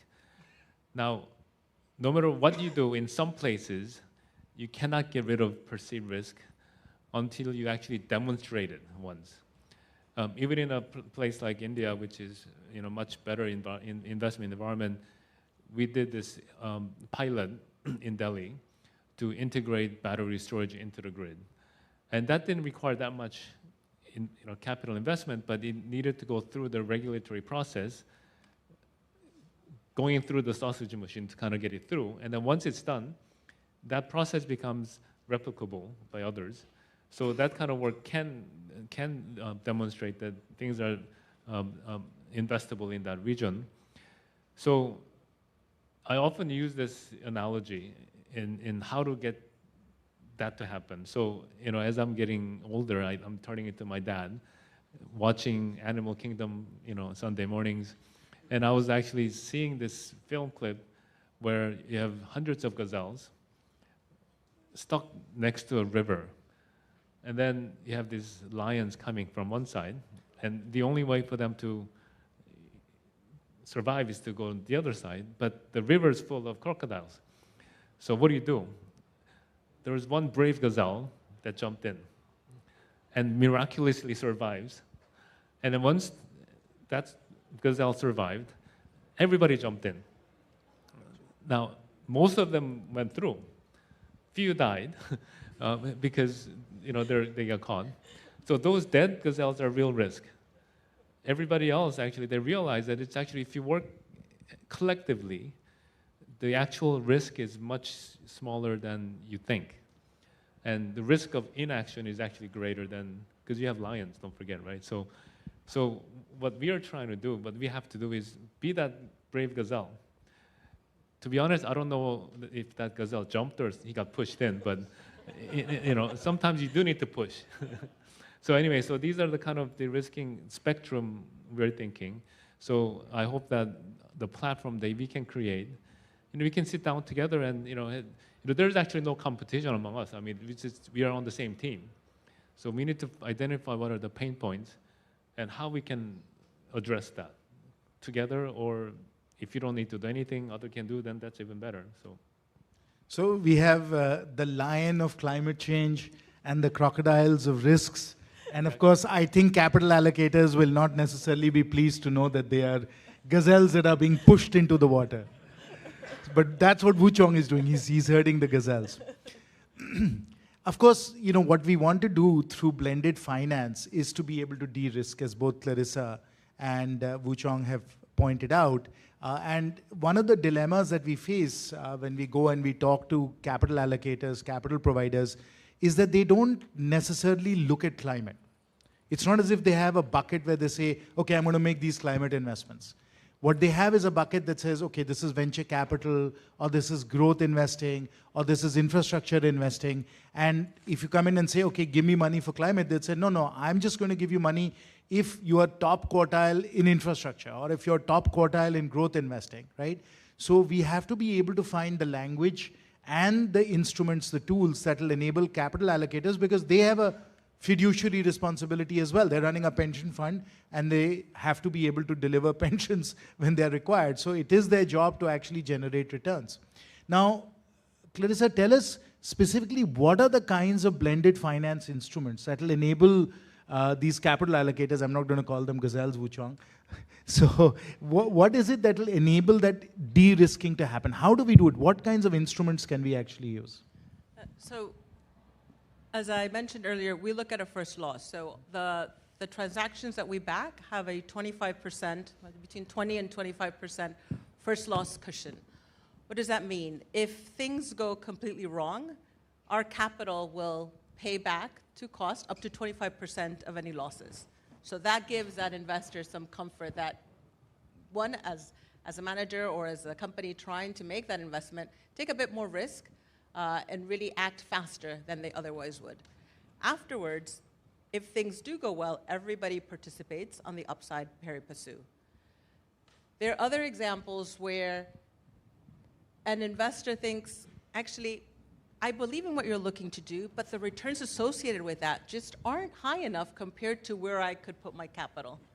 So if I have the option of investing in a water company in the US or a water company in the DRC, well, I'd just rather invest in the water company in the US because I believe I'm going to be able to get that capital back. And so to your point about, is there capital allocated, even if people think about infra and what kind of returns they'll get, they're saying, well, what I get in India or what I get in the DRC is going to be much lower. So can you provide a return enhancement mechanism? So can you increase the return that project or fund is going to get through that blended finance vehicle or tranche? There, you can also combine that. You can do debt, you can do equity, you can combine, how much of that upside you share, how much of that downside you share, and how the capital flows afterwards are shared between the investors, so that there is some differential to encourage those capital providers to come into that transaction. And we've been having a lot of discussions around what's actually needed in the case of Indian climate. You are working with a fund that has a track record already, and yet to the point, there is very little capital that says, I want to do India and climate. A lot of the capital allocators are saying, I want to do India as a whole, but why would I do only a climate strategy when the track record that exists there is so limited? Or if you're a climate investor, why am I going to take country risk and only do India? So how do you think about those It's actually, Clarissa, it's even more difficult than that. When you talk to most institutional LPs, they'll say, I don't even think about Asia or India. I'm just looking at funds. And I'm saying in the infrastructure bucket, I'm looking at top quartile funds. And if the top quartile fund is generating 16% net dollar IRR, investing in Europe or, investing in the US, I'm just going to go there. That's my job.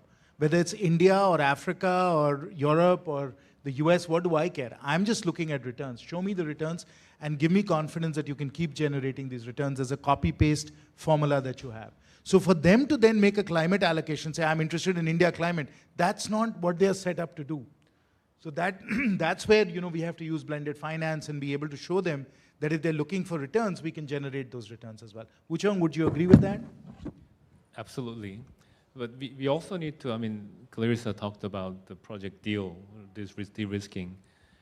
One of the risk factors is also about the revenue, like the bankability, the whole project. We are starting to look at project in a holistic way. For example, when we are doing solar project in a remote island in Indonesia for provision of cold storage, for example, so that they can actually store the fish catch. We look at it not just from the angle of the solar panel that we help install, but the fisher folks, what kind of impact it has on them. And generally, we've seen potential for triple income rise. Same thing in the agriculture sector, similar kind of solar and cold storage for farmer produce. So by pulling the demand, it does provide that additional comfort that it's financially bankable as a system. And then when you look at that, you also have to worry about fishes in the water. Now that you don't have to do. There are other players actually working on that. The Conservation International and other bilaterals who are actually very keen on making sure that there's the sustainable fisheries business. Now, one of the key actions they have to take is restoration of mangroves, which will provide carbon sink as well, right? So when you do that, you also create the opportunity for carbon finance to come in. So all of the above has to be carefully brought into the system so that great blended financing with the concessional money can be supported by this additional revenue flow. So these are some of the things we're exploring. That's why our alliance is getting bigger. Excellent. We have a few minutes left, and I want to give the audience an opportunity to ask some questions. Yes, the gentleman there in the red shirt, would you like to ask a question? Can somebody get him a mic? Is that possible? Yes. Thank you. Hi, thank you all. My name is Daniel. I'm the founder of VeryDue AI. We automate due diligence for energy infrastructure investors. And I guess our existential mandate comes from the recognition that hard costs have come down a ton for clean energy infrastructure, but soft costs are ballooning in absolute and in relative terms especially. So I'm wondering how you all are thinking about those soft costs and the kind of slow and expensive processes there and friction points, and whether or not you've explored opportunities for AI to help with that. Wuchong, as Yes. the energy expert. All of the above. So there are many areas where we can actually let the AI type of new opportunities really come into play. One is about optimizing the grid, for example. We have this pilot that's going on in the state of Rajasthan, where we're creating digital twin of grids so that we can get the local AI application developers to develop applications that will optimize that grid so that you minimize the need for additional capacity. But then also for project development, I know several entities out there, startups, who are looking at using the data that's out there from the MDBs and DFIs and everyone, and using the AI technology to be able to do the due diligence within hours rather than within months. So that would actually relieve the pressure on that. But there's one behavioral thing that we really need to instill. That's spirit of collaboration. You know, if you have one project and if you have DFIs, MDBs, private sector, philanthropies, all doing the same due diligence, it's such a waste. So we need somehow a platform or mechanism that will enable different players to be able to trust each other's due diligence, right? So you don't have to repeat yourself and stress out the project sponsor, because that's going to be crazier as well, right? So to me, I think the behavioral thing is the hardest one to influence, because again, you know, people generally don't like doing something that's different. Again, risk. So that's something that I think all of us can discuss and see how we can move the needle. And I think that can start by having institutions who are established to be able to rely on each other so that there's no repeat. Terrific. Yes, Sandeep, you have a question.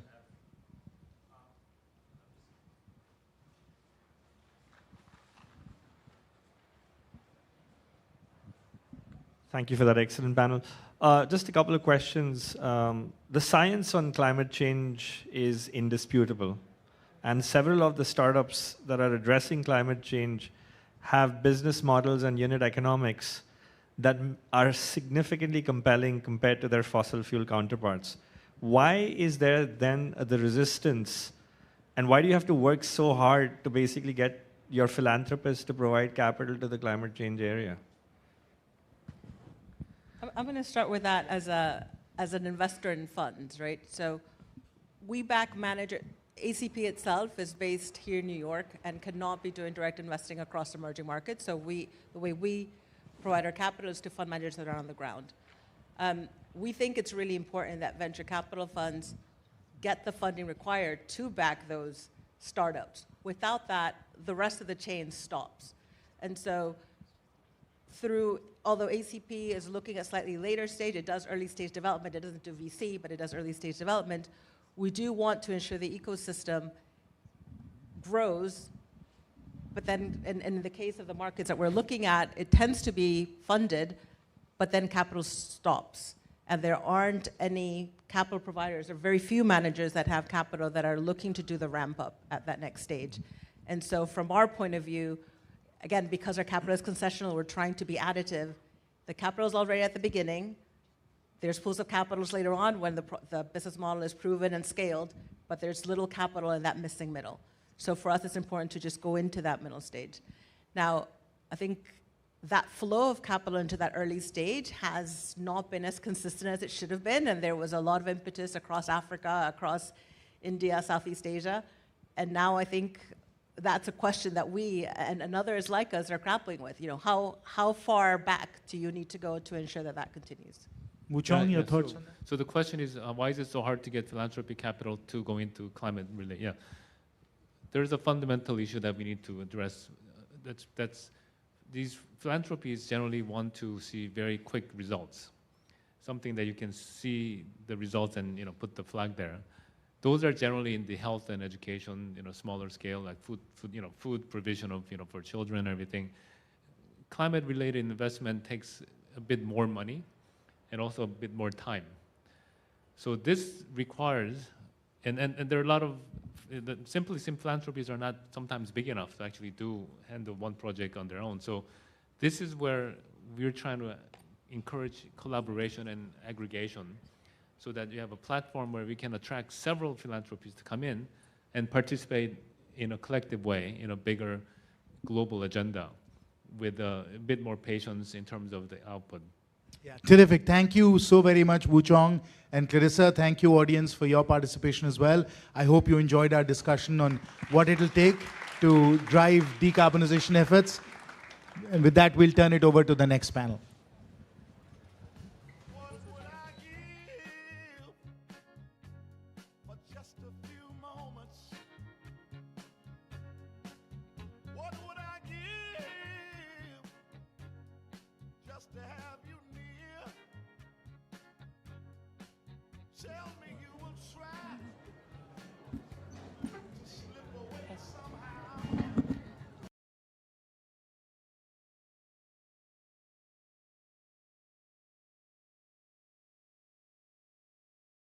Good afternoon. I think I am the last one. I am Emre Gençer. I am the co-founder and CEO of Sesame Sustainability. And today I will be speaking about our project with New Lab on supporting their Louisiana hub. So this particular project that we are doing is systems modeling for scalable direct air capture technologies. And before I start talking about the project, I want to also briefly introduce Sesame, what we do, and briefly our story. So Sesame is a software company. So we started Sesame like 2 years ago. It's a MIT spin-off. And before starting Sesame, I was a research professor at MIT. And we actually started building this software in 2017. And currently, we have very large customers like Chevron, JERA, actually using Sesame for their decision-making on energy transition. And the focus of our platform is how can you make better decisions in your decarbonization journey. So it's a strategic planning software to be able to identify the right pathways for you to achieve your emission reduction targets. And our target industries are basically hard-to-abate sectors, oil and gas, utilities, steel, so on and so forth. So the secret sauce that we have is basically we believe that to understand energy transition and decarbonization journey, you really need to bring together different modeling capabilities. And these are cost modeling, emissions modeling, power system, which is basically a detailed system modeling, and also including policy levers, so on and so forth. And all of these are, of course, necessary components, but also hard-to-abate sectors, especially industry, require bespoke solutions. You cannot just go to a refinery and say, reduce your emissions by 90%. You really need to be able to tell how they can achieve that, whether it will be changing their heat source or electrification, if they are doing electrification, in what sub-processes, so on and so forth. And in Sesame, we brought together all these modeling capabilities into a single platform. And also, we built a relatively easy-to-use user interface. So actually, the expertise you need to be able to run scenarios is significantly lower than a traditional way of doing these kind of analysis. And in this direct air capture hub component, basically, that we are currently working on, it is a similar problem for us, right? So this is a systems problem because, like, even though we are talking about direct air capture, it doesn't end there, right? So if you think about a very simplified characterization, so like at the center we have direct air capture technologies. First of all, we have multiple direct air capture technologies. Each one requires different things, like it can be power-based or thermal-based. And once we capture CO2, the story doesn't end there because then we need to decide on the destiny of CO2, whether it will be sequestered or converted into other products. And if we are converting into other products, it can be fuels, chemicals, or other materials. So as you can see, so even though we are talking about direct air capture as a one single technology, when you think about the deployment of this technology, there are so many decisions we need to make. And we are helping New Lab basically doing this modeling to understand both the technologies and cost and emissions analysis of these technologies, as well as the rest of the value chain. And I just want to show you one particular technology and how we are modeling this. So like relatively, like I picked one of these basically, and I'm not sharing any names of the stars, and I don't know whether I am allowed to, but I am not sharing. So basically, as you can see, so this is our kind of platform. So I would say basically we built almost like SimCity for industrial decarbonization. So we have these building blocks that are ready to be used, and then you can connect these to represent your value chain. And here we are representing one of the DAC technologies, and then we are using this basically to be able to run scenarios. And actually, it was in one of the earlier panels. I really liked it. So basically, you can make mistakes in the digital world rather than real world. And basically, like this is the exact approach we are taking. So try this, pressure test, different assumptions, understand how this can work, and then ultimately deploy at that scale. So I will show you two examples. One is scale. So as we've also heard in the previous panel, scale is very important, and until we achieve scale, actually most of the technologies are prohibitively expensive. Same thing for direct air capture technologies. So let's say if we have, okay, I should have numbers here, but so if we are capturing 100,000 tons per year, then this technology will cost around $575 per ton of CO2 captured. It's extremely expensive. And when we increase the scale to 1 million tons of CO2 capture per year, actually you can reduce it to less than $200. And if you look at these, basically the green parts that you are seeing are the CapEx, like the capital deployment. And mostly with the economies of scale and also learning how to do these technologies, you can significantly reduce your unit economics. And also you can see here we have the blue bars, which are the taxes and credits, which is 45Q basically. And still the like government subsidies plays a huge role here, as you can see in the overall economics of these technologies. And I will show you another quick example.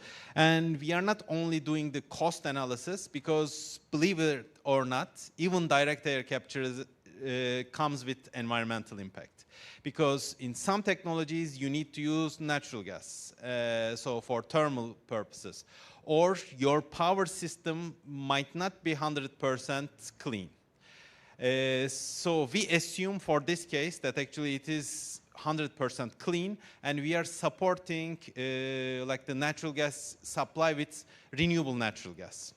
But even in that case, you need to really understand where is the sweet spot. So how much renewable natural gas this technology really requires to be blended with conventional natural gas to be able to hit zero emission.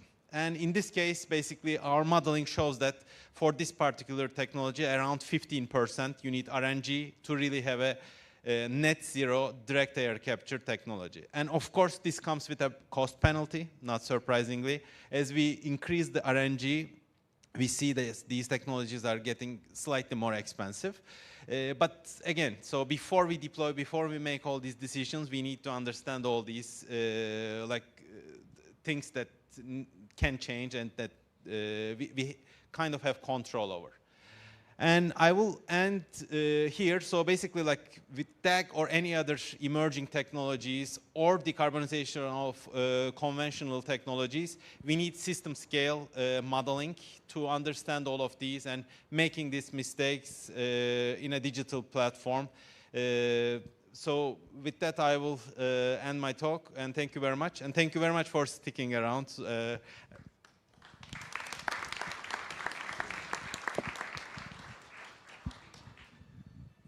All right. So, that's the end of the program. I just want to come up and say thank you to everybody who put together presentations, panels, conversations, and then also push everybody to go meet the startups outside. There's food and ice cream in the courtyard. There's startups all over the building. Really reflecting on, like, we're in a very unique space in time right now where you could be talking to a startup that could run out of money tomorrow. Or there's a startup out there that's about to get the biggest PO they've ever seen, or the biggest JV or contract they've ever seen. So to celebrate or to commiserate, we're opening up happy hour in about 45 minutes at 5. So go grab a drink and then enjoy it with one of the startups that you meet around. So with that, thank you for joining, and really happy you guys all came.